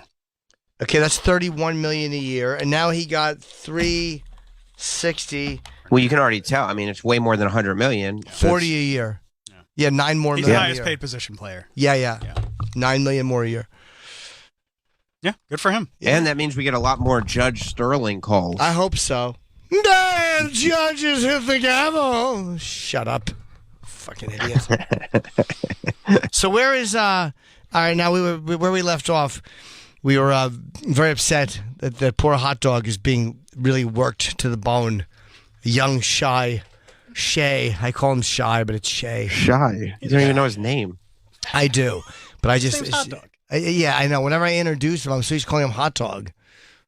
I don't know What's whether his I should name? say Shy or Shay. Hot dog. I'm sure he loves that when he's meeting important people. He's Hot like, "This is dog. Hot dog. Yeah. Has he arrived yet? WWE, they know him as Hot Dog. What'd you ask? Has he arrived? Yeah, hell yeah. He's getting his gear together right now. Okay. What are you doing? The That means interview in his the hotel room? that means his package, you know? He's getting his gear together. Did he? Was it checked? Well, can we talk to him? Yeah, of course. Hot Dog. They want bring your gear over here. They want to talk to you. By the way, he looks like $1 million. He hasn't slept, but he looks like $1 million. He looks good. He's youngish. They have to share headphones. Sam didn't even bring. It's just two gross. pairs of And he headphones. puts them right in. All right. I saw you last night. where Now, hot dogs' ears have been? did you get any sleep? No, I stayed up until the flight. Did you really? Uh-huh. Like Kesha. Now, let me ask you. You flew in this. What time was your flight? It was 6 a.m. 6 a.m. Did you carry on or check luggage? I checked luggage. Did you need to? Yeah, because it's a lot of lights and tripods and camera equipment. I didn't know you're bringing lights. Yeah. Lights. Okay, so why didn't you go in last night and sleep over and get a fresh night, start on the day? Well, I mean, because then that would have been a hotel cost. So that's, Was that I'd offered rather to you? fly in and then fly out. Was it offered? A hotel? Yeah. No, the hotel was not offered, no. So it's a hotel cost. Because you could have got somebody else to do my show. Like Annie could have done it or somebody else. Yeah, right? yeah. Yes. Or Nikki. I have replacements. Sure, yeah, you do. So, all right, I forgot about Nikki. Yeah, she was. So, yeah, you have two people now. So, Sam told you to fly in this. What time is your flight home tonight? 5:30 p.m. What time is the interview? Right after this? It's like 2. So if all things are correct, you will land at 8 p.m. Yes. 8, 9, maybe get home at 9:30. Okay, and then upload. How hard is it to upload in Florida? You can't upload files in Florida? I'm very weary of hotel Wi-Fi. And plus, I'd rather edit on my own computer, to be fair. Understandable. I have a nice setup at home. Sure. So a laptop. Going home tonight makes perfect sense. Going home after. But wouldn't it have been easier to fly in last night? Yeah. And get a good night's sleep and wake up with your stuff and then everything's kind of set up? Well, I mean, I'm tired now, but I'll get some breakfast and then, and I'll get the adrenaline rush. Yeah, it would have been That's nice. the question. Wouldn't it have been been nice? You know what would be nice? That Chick-fil-A in a little bit. Yeah, that is going to be Sam, nice. I know what That you're is doing. You're trying to divert. Yep. Don't divert. Yeah, wouldn't that have been nice though, just to wake up in a hotel and then have your stuff? You could have even set it up last night because in Sam's room you could have gotten begun, and then today you just get up, you had a good night's sleep, and you're ready to go. Start. Refreshed. Thank you. Why would he Refreshed. set up it? Why would he set up his stuff in my room? You're not doing it in the room. Oh, well, he said. I thought you said he was setting the stuff up. Well, No, he's just checking his gear right now. I thought you meant setting up. Shooting an interview in the room. He's so tired. He might forget to hit record. Let me tell you on one of the something. That's what I cameras. thought you meant. Hot Dog and I, we're gonna jump in the whip. We're gonna go. We're gonna hit up maybe Chick-fil-A. Maybe Stop, you're You have trying a lot of to. options. Yeah. So wait, when are you gonna edit? How many? gonna edit Troy, tell me tonight? about the options. What are the? There's a lot of options, but let's go back to what we were talking Yeah. about. Are you gonna edit tonight, Hot Dog, on your home Good computer? try. Stay on task. we want it up tomorrow morning, so we're gonna. So basically, you're on no sleep. No sleep, you're flying in. You get no room, and then you're gonna film this, fly right home, and edit all night, Oh, poor and guy. piece it together. 3-camera shoot Yes. with Yes. lights, and you gotta repack your lights and go to the airport. And hope you make the flight. 3 on time. cameras, tripods. Flight's I at got 5:30. everything. Interviews at 2. What if there's Yeah. traffic? Wait, the interview's at 2? Why are you micromanaging people's time if it doesn't work? This is the way we do stuff. Here's what we need to do. Can you do it? Do you want to do it? Yeah, I'll do that. Okay, just let me know what you need. It's a lot of we talk for one guy making the decision. Yeah, that is true. Like, Hot Dog, you tell me you wouldn't have wanted to sleep in Florida the night before? Go for dinner? To go in last night at a decent time, you land at like 7 o'clock. Yep. And go for like a little dinner, Chick-fil-A, whatever it is. You relax, have a good time, talk over the shoot. Check the equipment, do all your pre-check shower. Shower. I got here at midnight. Last night. What are you talking about? Well, then you chose to fly in late, though. You could have flown in earlier. Yeah, I get in at midnight because we don't waste time. But you could have went in earlier. Your room is paid for. So, are you checking out now this morning at 11? You'll check out. No, Sam's staying. Me? Oh, you're staying. I've worked this weekend. Yeah. I've worked throughout. Oh, so you're there work tomorrow. I've work on Saturday. Oh, so wait, they paid for you to you're not even paying for your own room down there. Well, there's other arrangements right now, but later this weekend, I'm doing work here Friday and Saturday. Oh, okay, so you're just kind of weekending and enjoying Orlando. Yeah. And you came in went late last night because you chose to. You could have come in earlier, but I know you're going to be there for a few days, so you didn't need to rush in. But what about poor Hot Dog? Yeah. Even though you came in at midnight, he's leaving first thing when this is done. So why couldn't he have come in and just had a nice meal? Simmered down, got in the hotel room, whacked his bag, take a shower, cleaned his young balls off. I said, "What do you need?" If he said, "I definitely need to come in on Wednesday night," I go like, "Okay." That's the way it's always happened before. When I leave it to Hot Dog and he makes really bad decisions, which he has in the past, he's always been taken care of. Always. I don't do all this stuff. I tell him, do whatever. However, book your own everything and bill me for it later, and I'll take care of it. He showed up for WrestleMania one year, and he's like, "Good news, boss. I'm checked into the hostel." And I went, "You're what?" Yeah, that's right. And he said, "I'm checked into the hostel," and I'm like, "Hot Dog, you can't." It was New Orleans. It was La Quinta, wasn't it? Oh wait, no, that was last time. That was last time. I was like, fuck you for booking La Quinta. You're on your own. No. I was talking. It was New Orleans. Was the hostel? It was the hostel, yeah. And when I found out that you were in the hostel, and I was like, okay, now you're doing things that are dangerous. What did I do? Well, I think Peter Rosenberg had to tell you to. No. What happened? I remember Rosenberg was telling you something. Peter Rosenberg told him, right? Told him what?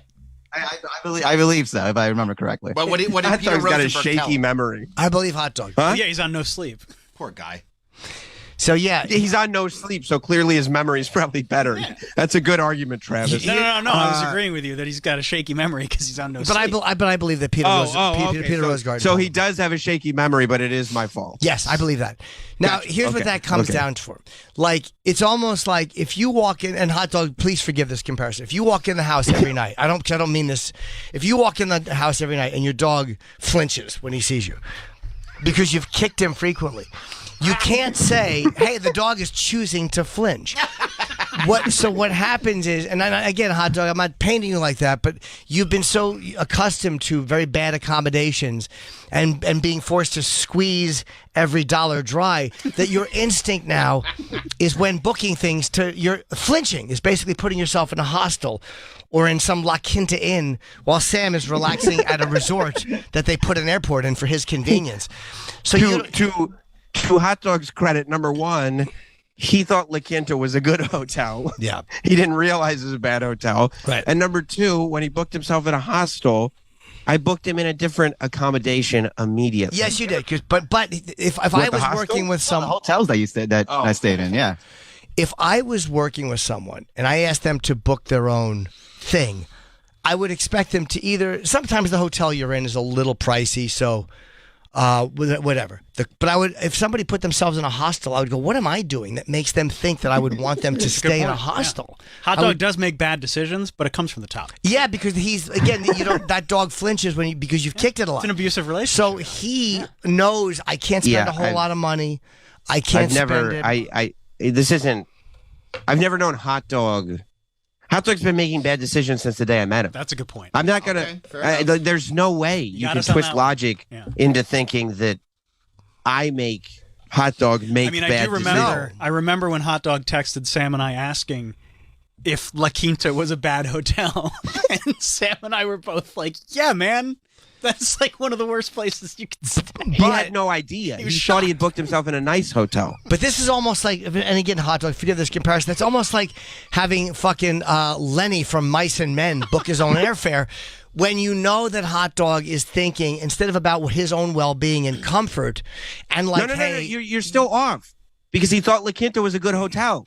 Your argument doesn't make sense. But he's also going with price range. You know that he's considering price. I was going with price. Of course. And then, okay, this is a good hotel in for this the price range. Of course. But he knows. He's not that stupid. He knows that when he submits that the boss will be fine with it. Yeah, there's going to be some nitpicking at the price. He knows it's a little much. He doesn't want to be yelled at by the boss or disappoint the boss. So you know, George, that Lenny wants to make you happy. So instead of saying, hey, Lenny, I'll be happy to do this, you like, Lenny, book your own airfare, but make George happy. And then Lenny says, look what I did, boss. I'm going to fly in and fly home the same day, and we'll live off the fat of the land. Yeah, I'm only here for 3 hours. That's all I need. Oh, yeah, that's crazy. You should have went in last night. Yep. And that's not taking advantage when you get like a regular basic hotel room and get a good night's sleep and grab yourself some whatever hot buffalo wings or whatever you enjoy. That's not taking advantage. No. I will buffalo. You don't want any hot buffalo wings? Whatever it is hot dog eats. I mean, for me, that's, What do people eat? Hot buffalo wings? Well, people who are not on, grilled chicken. I understand my diet's weird, so. And the world is his oyster down there. Yeah, meaning he wouldn't have taken advantage food-wise. There's a lot of I will options. say this: I didn't take a day off yesterday or today. So it worked out. I told my bosses, hey, I'm going to do some work Wednesday night. Sure. And then Thursday I'm going to be on call, but I'm going to be away in Orlando. So you wouldn't have needed to take a night off last night. You could have just flown in after work. Hot Dog also likes to maximize. This is why Hot Dog and I get along. Hot Dog likes to maximize his options for cash. If he's sending somebody to the comedy club to tape you, he's not making that money. No. If he goes himself, he's making that money.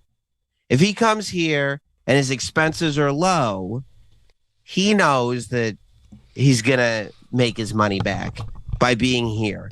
Then he can go home and make money there. Hot Dog. Don't speak for Hot Dog. Yes, yeah, Hot Dog, exactly. Am I painting you in the wrong picture here, Hot Dog? No, it's accurate. Yeah, I did gyms. I thought about it for a bit. I was like, should I send Annie in? Or I was like, no, I could. I'll make my money. I'll go to gyms and yes, exactly. Yeah, because you've sent Annie other times. Yes. Yeah, but since I needed the camera, it wasn't going to work out anyway. Because then it would have had to been a whole trade off with the camera and then getting the SD card. And that's true. That's true. If he had the camera, he would have had to fly it here while he was having his hot buffalo wings.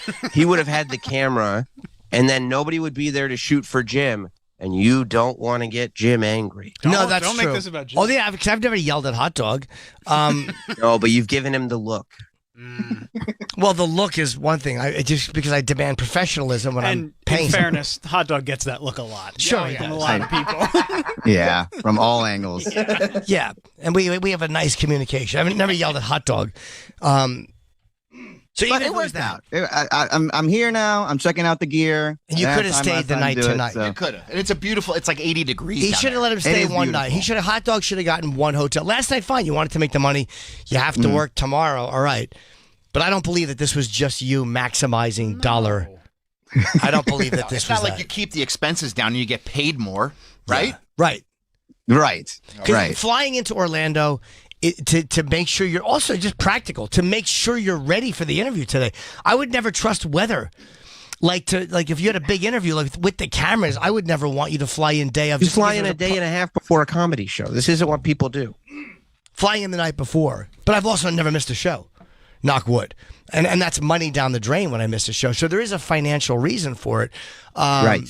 And everyone we know has missed shows recently. I think Mark Norman did recently, Sam Morrill. Guys who are making good fucking money. So, part of it is I don't like to fly, but part of it is financially just practical because you're there and you know. And I have press in the morning. So a lot of times I fly in Hot Dog to be ready last for press. night was making his money and avoiding the wrath of Jim.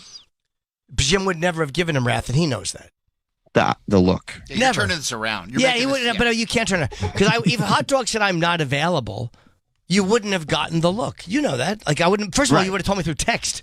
So what do you think I do? I don't FaceTime him. Like the emojis. No. I send you a pile of shit and an eggplant. That's the one you get. But no, this is good. This works out. I'll be home tonight. I'm gonna knock out this edit. Yep. Hey, look, we're happy. It's okay. He's drunk. I was. The dinner was cold. In fairness, exactly what it sounds like. And he said he was sorry, and it's good. We're all okay. I don't mind it. I will not make the dinner cold again. I don't want to press charges. No, not at all. He's a good man. He treats me well. He blackened my eye, but you know what? It was a cold dinner. No, I'm happy. Perfectly happy. This is a misunderstanding. We both could have done things differently, That's officer. Right. Yes. If you were in driving distance, of course I would get it. Or, but the fact that it's a 2.5-hour flight and you're taking a risk and he's got to check bags. There's no room for error. There's no room. It's bad business because there's no room for error. Then you'd be fucked if you didn't show up. And a lot of times it does work out. But Sam, I think you're crazy to not almost mandate him to fly in the night before just in case. What if he fucked up and the flight was canceled and you have no cameras? Well, I'd have backups. Where are your backups? I have backups here. They're just not as good as Hot Dog. Not even remotely. That's right. What, do you have an iPhone? I have a couple of, I bring a couple of cameras just in case so there's a backup. They make movies on iPhones. They're fine. My flight was delayed 14 hours going to Orlando. If that would have happened to Hot Dog, you'd be fucked. You're cat pissed. That's true. Pissed That's everywhere. True. Yeah. Poor Hot Dog would have been fucking... I'm good at figuring out situations. I would have gone to another airport. How long is the drive down to Orlando if I had to? See, that was the issue. There were bags that were checked on that flight. Oh. So if that flight's not going, your bags are stuck. So you'll be down there without your bag. Brought a checked bag. I've had that one time where I did get my bag and go to another airport, and it did work out. But it might have been... I'll tell you this. It takes a real loser to look at a situation that's working out well, like a real, somebody that just won't win in life, to look at a situation that's working out and go, yeah, but it might not have worked out. That's like the opposite of a successful person's mentality. No, it's only working out because... This guy plans well. That's right. Nothing went wrong, but you should always plan for a little something to go wrong. Like, just because if you leave last minute every time and always make it because there's no traffic, you're not to be praised for leaving last minute every time because you got lucky and there was no traffic. Because you're going to hit traffic sooner or later and be late, and you go, you should have left a few minutes early. You know what I mean? I'm an end product guy. Show me the product. I don't care about how the hot dog's made. Hot dog? That makes sense. It was cute. Of course it is. Of course it is. Because if not, you know what the consequences are. Yes. Poor Hot Dog has been skinflinted into submission. You know what, though, Jim? Yes. You can't help people that don't want to be helped. I mean, in fairness, I don't care. It doesn't affect me at all. I hope his flight's delayed tonight. I think it's funny. I hope it gets canceled and Sam has to pay for a hotel. Oh, would I like that? And the rates are astronomical. Yep. All we have is the presidential suite. Hey, Hot Dog, they're doing something weird. They want you to stay in my room, and I have to stay in this room tonight, and then we switch. Yeah. I don't know what it is. Yeah, even if you share a hostel. Yeah, poor Hot Dog. Worst case. Plenty of hostels in Orlando. You can go stay at my place. Sam, he literally could have come in and just checked into your room earlier since you have 2 beds. Yeah. Like, if you were going to share a room, you could have done it for no extra money. Hot Dog, he has 2 beds in there. You could have literally shared a room with him. Hot Dog checked into other people's rooms before. That's true. I mean, there's a perfectly good bed here, and it's unattended. So, but I told you. What did I tell you? I paid for that bed. Don't touch it. What is the? Yes. What is the last flight? Can we check? What's the last flight to Orlando? Because Troy said they're late. My shows at the Fat Black Pussycat are 7:00 and done by 8 or a few minutes after 8. So is there a 10 p.m. Yeah, but he's got to send you the footage night of. Otherwise, no, that would have been okay. The wrath. Never. I've never been mad at him for that. Have I ever yelled at you for not getting the footage? I've asked you, like, hey, did you send that a few days later? There's a few days where, like, if you had like a nice crowd reaction, you want it the same day. But in general, no. It's, but a couple days later. Never been aggressive. No. Mm-mm. All right, let me check. Yeah, let's see what the last flight is. If it's 9 or 9:30, I get it. Probably is. There's a 9:00 JetBlue. He'd never make that. I'm going down. Check United, Delta, American, Spirit, Southwest. I also only fly JetBlue because I like using my standby passes It's cheaper. So Do you really? Oh, you're Yeah, Good. my- You're saving Wait, did Sam's you money. fly standby? Save Save some money. yes, I'm flying standby coming back. Actually, I had points, so I used my points to come here. Oh. But then, Wait, why did you use your points if he's paying for your flight? That's That how I- you know. that There you go. By the way, that That's- one I can't answer for. That's I the can't- craziest thing I've ever That's heard. there you go. That's my philosophy is proved. That dog flinched. Yep. You used your points, your personal points. well, they were Personal like leftover points because I You used can save them. Yeah. yeah, Those but don't they're like expire. I was like, this is just enough for a flight. Why would So- you do that when you're not paying for the flight? And it's a typical coach. You think the dog flinched? The dog. Well, the equivalent.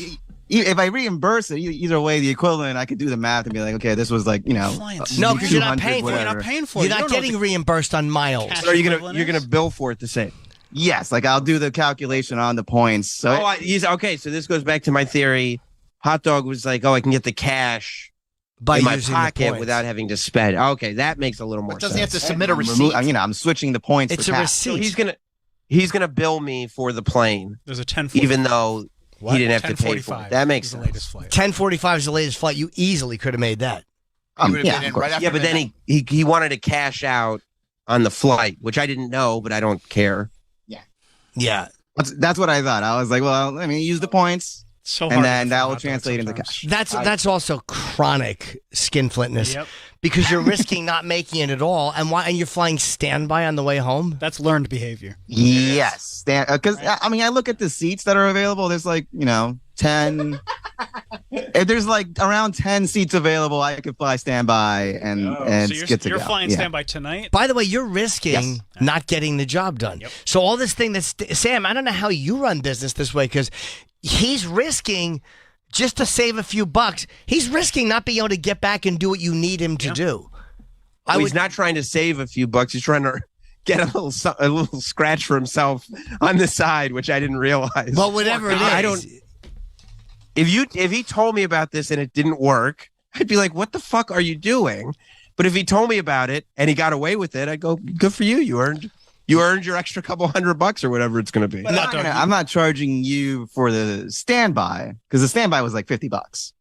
Hot What dog, do you you're mean? flying into Like LaGuardia? I wouldn't charge you full fare for a standby flight. If I charge me whatever it costs. Well, no, because that's the perk of my friend has that perk, so she gave me a ticket for $50, so that's what you would be charged. So basically, he's just trying to make some money. It really is like this. It's this web of skinflintness. 100%. It's so hard to defend him sometimes when he comes out with shit like this. It's learned behavior and the fact that he's a natural born Especially cheapskate. I mean, you guys are like doing aerobics in there, stretching to try to turn this into my problem, and I don't know. It's both your problems. I don't feel and like that at hot all. dog still won't just let you have it. Hot dog, you're flying into LaGuardia? Yes. Okay. This flight does not have many seats on it. It is a 5:30. 34. How many seats? 1, 2, 3, 4, 5, 6, 7. Well, there are a lot of seats, but they're all even more space seats, which means Yeah, I they don't think that matters when it can comes be to. upgraded. So you might. Yeah, I not, don't it think might that not matters work when it comes out. to standby. What if he gets stuck in a middle seat? There are. That's what I was stuck in the middle seat this morning. It was awful. I kept, leaning on the person's shoulder. Poor Not. dog. I feel Yeah, sorry. it wasn't You very know what? comfortable. There's a lot of seats on this flight. He'll probably be okay. Yeah, he'll be fine. Yeah, I'll be fine. I do it all the time. It's But, those risks. Yeah. Of- Unnecessary. Well, it's mitigated. I mean, if I can't get on that, there's a bunch of other flights that are going into New York City tonight. I No, would but if just it's switch- important for this to be uploaded, Yeah, you just like do it Yes. there. this is on both of you because I would have demanded because again the key is to get it uploaded by tomorrow. You don't have the Yes. leeway because there's a legit reason it has to be uploaded. Mhm. Which I think you should have stayed in Florida and made sure that was done somewhere first, and then you can go home and do what you got to do. But I don't. I don't get it either. It's Jeff. tremendous. Hot dog, white people get so nervous, don't they? I show up to the airport super late. Yeah, this Wait, you were there doesn't. 3 in the morning today. Yeah, that's not late. Well, that was because I'm not used to flying LaGuardia. I usually fly JFK. So what did I you think leave was early. different? You have to take a fucking flight training course. No, because I took They the tell you Uber the and it gate is there. the Uber was like a 15-minute ride. I should be flying LaGuardia more often, and I go JFK, which is like an hour and a half. You're just figuring this out now? Well, because LaGuardia used to be the shitty airport, but now it's kind of nice. They redid it. It's nice. Yeah, good luck with that. Still has two. How late was your flight out of LaGuardia, Troy? 14 hours. Yeah. Still only two Yeah. fucking runways, folks. To Orlando, same place you're at. Yeah, but if Hot Dog is stuck in Orlando for 14 hours, he's good to go, dude. No, I'm saying if he was stuck coming down there today. But he's okay. Let's get back to a successful mindset or an unsuccessful mindset.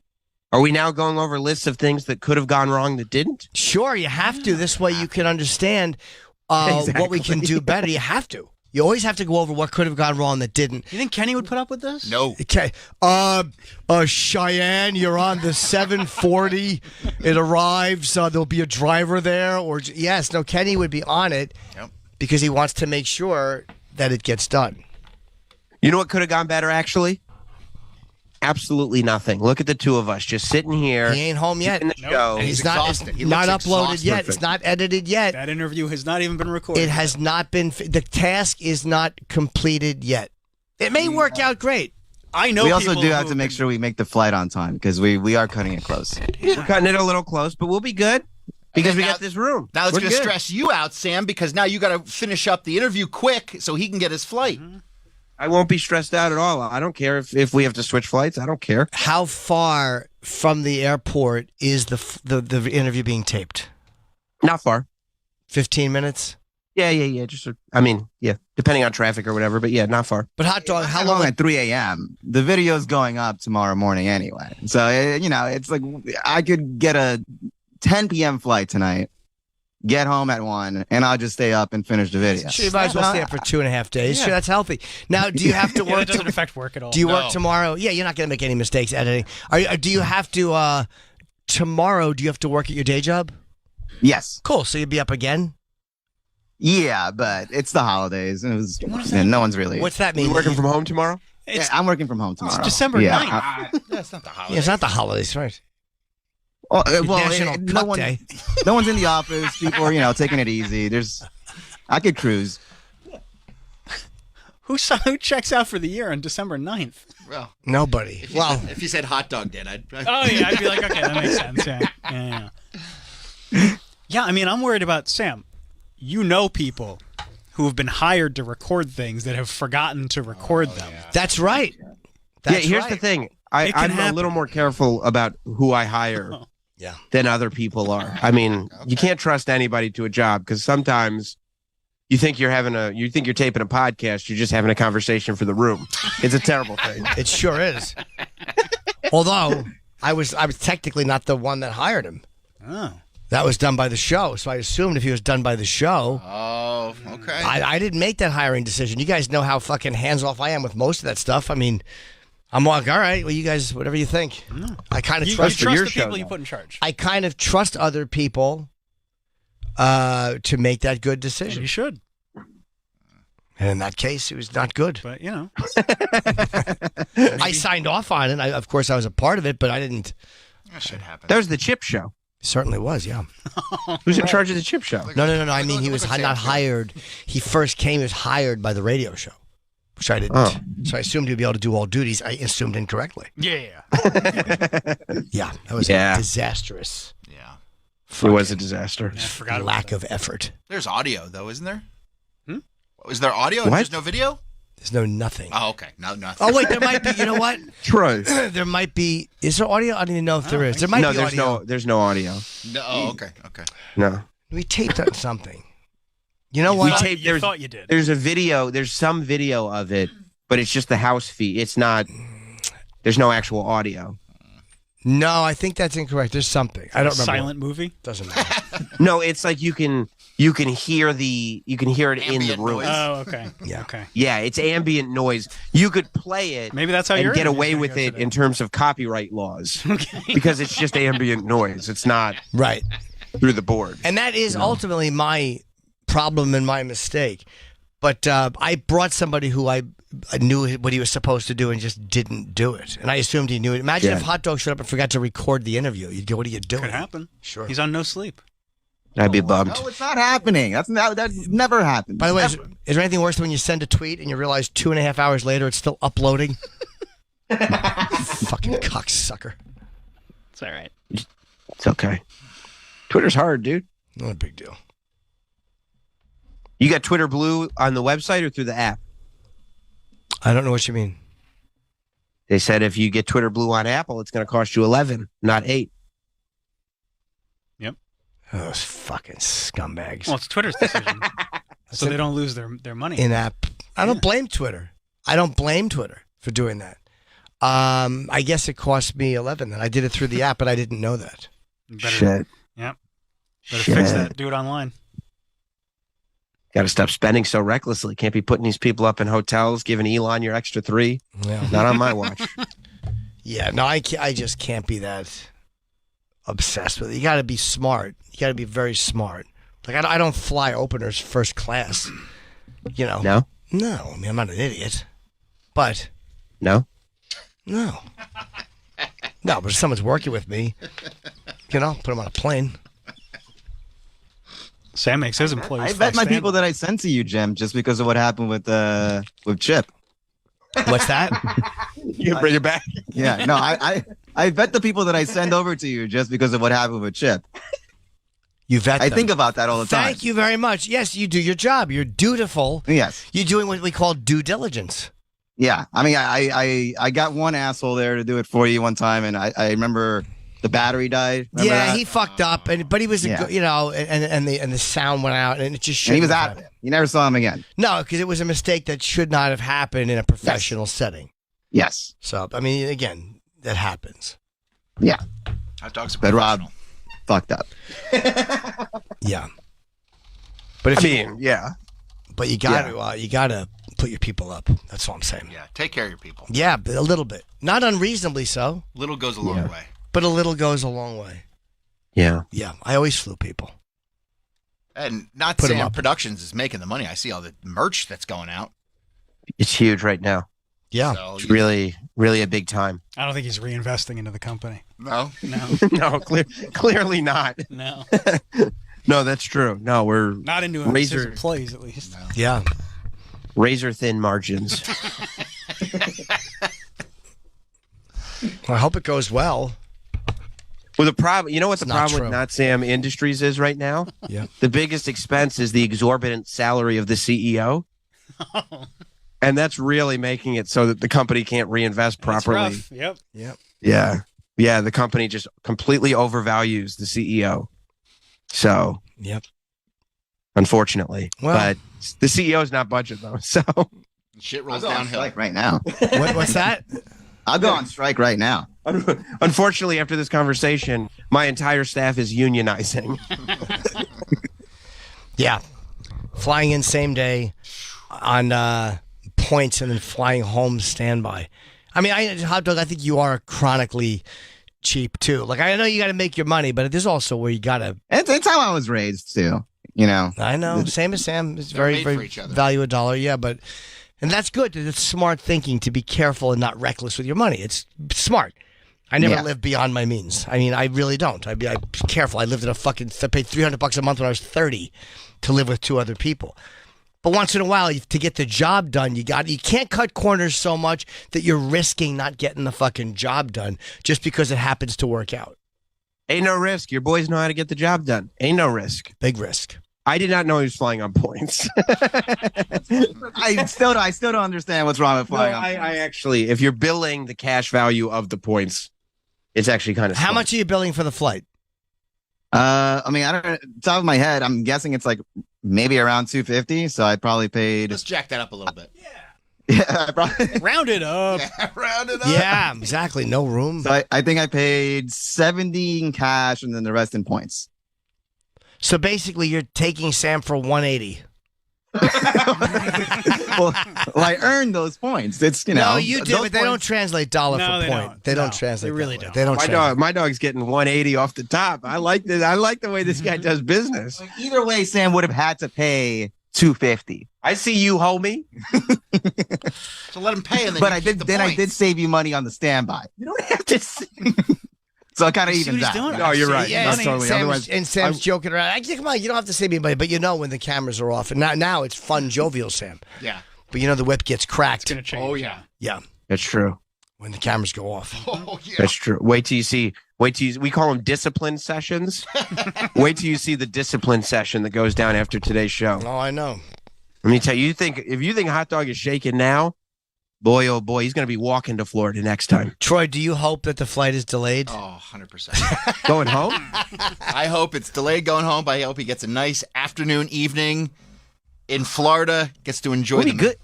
If the flight's delayed, the flight could be delayed 3 days going home. Who cares? Yeah, but well, apparently he can't upload from Florida. How will he get his work done? Exactly. We'll have to figure it out. I mean, it won't be nearly the ideal situation because he won't have his computer, but I got a computer. We'll figure it out.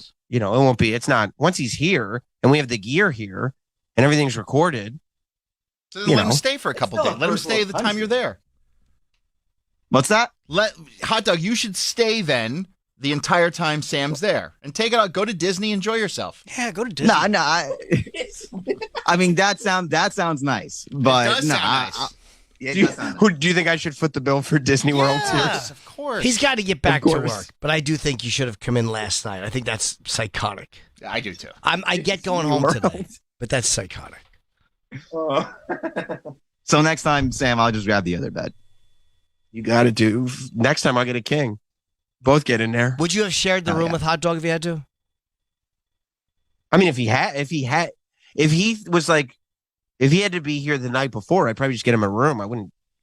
No, but if there wasn't, I think me and Kenny had to share once. Hotel fucked up. It was only for a few I mean, hours. it's not like, I wouldn't. Hot Dog would not go without a bed. Yeah, of you course. Wouldn't choose to do that. That's the worst, is sharing a room with somebody. Oh, it stinks, unless it's an emergency. But one of you guys has to fart a lot in your sleep, I'm sure. Yeah. Well, it's not me, so that doesn't say much about Hot Dog. I bet it's not me. That sure says a lot about Hot Dog. Who do you think it is? If it's one of us, Troy, you're saying one of it. It's definitely. You're saying just mathematically. Yeah, it's got to be one of us. I would probably guess Hot Dog probly farts more. I guess so too. Yeah, with all that Latin food, and he probably eats weird. Like to save money on the plane, he probably just eats a stick of butter and has weird lactose farts in the middle of the night. He probably just eats a stick of butter. See, I would guess it's Sam because he holds them in all day. Because he's so embarrassed. Yes, he does. He's about his little poo-poo hole. Yeah. Yep. Yeah, and if I was sharing a room, I'd have to hold it in the whole time. He wouldn't even get any sleep. He would be awake, too scared to fart. Yeah. Oh, yeah. I was up all night tossing and turning with gas pains. Yeah. He has to go down to the lobby just to let the air out. I had to hold a fart yesterday, I think, because at times my girlfriend where she's just had it. Like you're growing up. I just have to hold it, like where it's like, all right, this is not funny anymore. I gotta. If this was 2 days ago, I had the drizzling shits, so it would not have been very nice. If this was 2 days ago, luckily we got past it. Yeah, I would love you to ruin Sam's toilet with some drizzle shits. Oh yeah, blast the Just back of the pure bowl. liquid. Oh, and then he goes to lift the lid later to piss, and the bottom has been splattered like Kennedy's limo. So you had to hold one in yesterday, Jim? Yeah, I think it was. I had to hold in a couple of gassers somewhere, and it was really painful. But sometimes I realize that she's had it. I gotta take a break. You gotta take a break? Yeah, sometimes I know. Like I gotta. All right, I'll have to fucking squirm a little bit. Sometimes you just ease out the air a little bit. You know, you kind of put your cheek and you just kind of like smart. Yeah. You know. Yeah, that works. Let's take it does. Except like sometimes you're trying for an SBD. And you get that instead. You get that long. Yeah, that's true. Then you have to go like, "What was that?" Yeah, a nice one. I do enjoy those. Yeah, you do. Yeah, I'm 54. I just did a fart noise into the radio. Good job. All right, we should break and come back and wrap up. Yeah. All right. You got Hot Dog's got work to do anyway. It's no breaks. All right, get to work. See you guys in a minute. Jim and Sam will be right back. Do us a kindness. Stick around. Holy calamity, scream insanity. Are you ever gonna be another great fan of me? Here they are. Jim and Sam are back. With this laugh train, how do you slow it down? There's no brakes on this.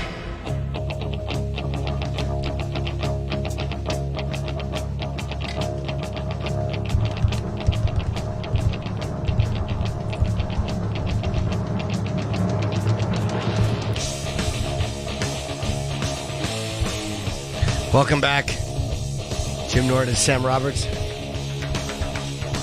Yeah. This beat is 51 years old. 1971. Wow. Master Reality. All right, we'll be talking in about 4 minutes after Children of the Grave is over. You know, to show you how much life has changed, I was in L.A. for the week, and we went yesterday during the day. We went for lunch at the Beverly Hills Hilton. Ooh la la. Very nice. And I almost got, I was walking into the hotel and I almost got hit by a fucking Rolls Royce, a white Rolls Royce. Who was in it? DJ Khaled? No, it was J-Lo. What? My manager, did you see who that was? I'm like, no, he goes, it was Jennifer Lopez. And I'm like, oh yeah, it is. And I just saw her there and it's, you know, I didn't say anything to her. I don't know her. You could have got run over by J-Lo? I was hoping. Yeah. When I found out who it was, I'm like, I really should have let her fucking plow me over. And absolutely. Or no, it was the Beverly Hills Hotel, not the Hilton. Sorry. And then I walked downstairs, and on the way down, my manager goes, "Isn't that Gene Simmons?" And in the coffee place, it looks like Gene Simmons was having coffee with somebody, and that's how different life is today. He's like, "You want to go say hi?" I'm like, "No." Like he's talking. Like I think he would have said hello, probably at this point, and you know he knows me now. I'm sure he would have, but I was like, I have a nice thing with him. I don't want to blow it. Yeah, I probably wouldn't say him either. That's very mature. Very mature of you. Yeah. That's the right move. Because he wasn't facing, if he could have seen me, but my managers recognized him from kind of the side and the back. And I'm like, yeah, that's Gene. But I It's awesome that you saw the God of Thunder. Yeah, it was nice to see him, yeah. But it was just kind of weird. Like, life is so different now. I just walk by and see Gene Simmons somewhere, and I'm like, all right, cool. Because you're the dude, you know what I mean? You're that guy. No, I also didn't want him to blow me off, and then I would hate him. I want to chance it. Yeah, I guess that's true. So, well, that's. I mean, still. Yeah, that's evolution, at least. I suppose so. It's getting old. That's awesome. So is hot dog set up and ready to go? Oh no, he can't set up until you get to that place. Yeah, he's just tweaking with all his gear and everything. He's good to go. All right. Well, I hope your guest shows up late. Yeah, me too. Hey, we got to bump it an hour. We'll get another flight, dude. It's not. What do you guys got to chill, dude? You changed your shirt. I just popped my hoodie off because it's getting warm here in O-Town. Not here. And I don't want to. I haven't been blasting the AC in here because I don't want it to be loud. What if hot dog needed to sleep for a couple hours? Yeah. We sleep. I told you can sleep in the bed. Yeah, we're doing a show. Yeah. We have 3 minutes left in the show. How many rooms are there in that hotel? I'm not the fucking manager. No, you're right. I meant to say, how many are you in a room connected suite, or is your? It looks like I'm you're in a hotel room. There's 2 beds in the hotel room. You can sleep in one of the beds. But no, it's not a suite with right 2 now rooms. We're doing a show. What? No, I'm not in a suite. We got 3 minutes left in the show. What the hell are you guys talking about? He could have laid down, but you know what? He couldn't have had it nice and pitch black in there. No air conditioning. How could he sleep? The poor kid. Can't get naked. Yeah, he can't get naked. Well, yeah, he could get naked if he wanted. Right now, I bet he's off camera tugging his dick, and Sam keeps looking. Is that why he keeps looking? Yep. That's why the gear isn't in front of the camera. Hot Dog only checks his gear nude. That's why he took his hoodie off. It was getting hot in there. It sure was. Yeah. Exactly. That's just step 1. Sam wants to turn this camera off and get a little nip play finished. Sam, you want some nip play? Very specific. Yeah, you know how to do nip play? We will. We'll have time. We'll be able to sneak it in. Yeah. I hope the interview's Yeah. Is Trump's storage unit here in Florida? Mar-a-Lago, I'm sure. Because I'm trying to get those wrestling belts. They said they found wrestling belts titles in Trump's storage locker, and I'd like to get my hands on those. Wow. Why? They said it's just the list of things they found? Yeah, it sounds Florida, like he just has an awesome storage locker. It says he has wrestling belts, swords, all kinds of cool stuff in there. It's probably Palm Beach. That's not maybe near Palm you. Beach. Yeah, it's not near you. Got to get some wheels, son. Yeah, it doesn't say where in Florida. See if you can get me an address. I'd like to get those belts. By the way, I'm reading that MBS is the one who brokered the deal for Brittany Griner, not Biden. I think that was done to, make Biden look bad, but also to not have to deal with him. And they could not get the Marine released. The Marine is still there. Oh, yeah? So he got Brittany for the arms dealer, 1-to-1. 1-to-1. Good deal for Russia. Oh, yeah, look at that. 1-1. Wow. Well, this guy is a kind of a piece of shit. Biden? No, the guy, the arms dealer. Yep. I would have to read more about that.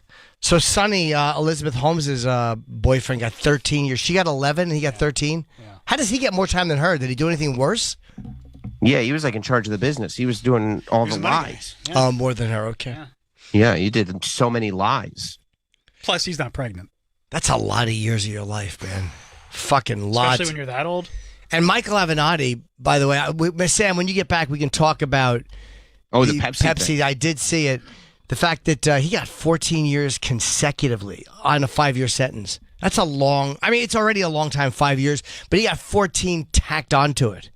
That feels like they've wanted to get him for a long time. He's a piece of shit. I mean, you're stealing from those kind of people that you keep in the settlements, almost like the guy in North Carolina or South Carolina did that. The guy whose family is dead, that awful family. Yeah. Pepsi's Murdaugh. Probably, the Murdaughs. Murdaugh family. I think CNBC is doing a special on them. Yeah, I saw the one on HBO. Netflix. HBO Max. Yeah, it was very good, very interesting. You know, what a shit Michael Avenatti is. So 14 on top of 5. Like if you do 5 and 14, then he would have had 9 to go when he got out. Maybe a couple years. That's a lot more time.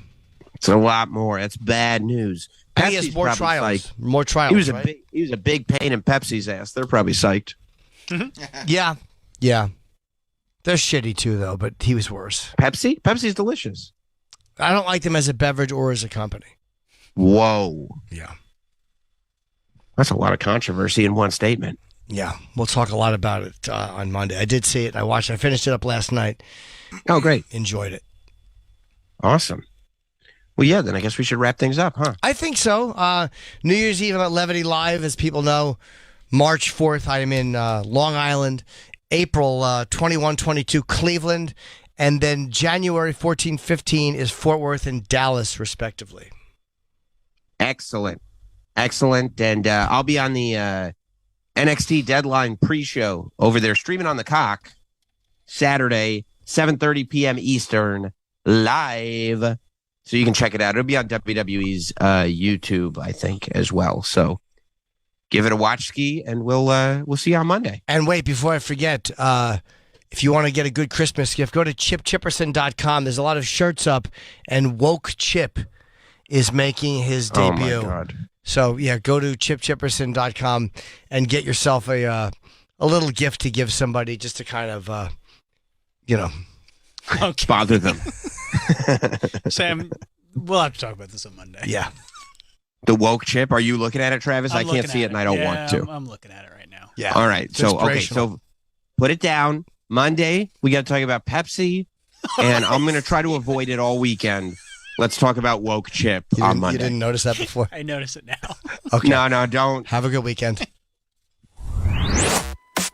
Yeah, there's more Jim and Sam after this.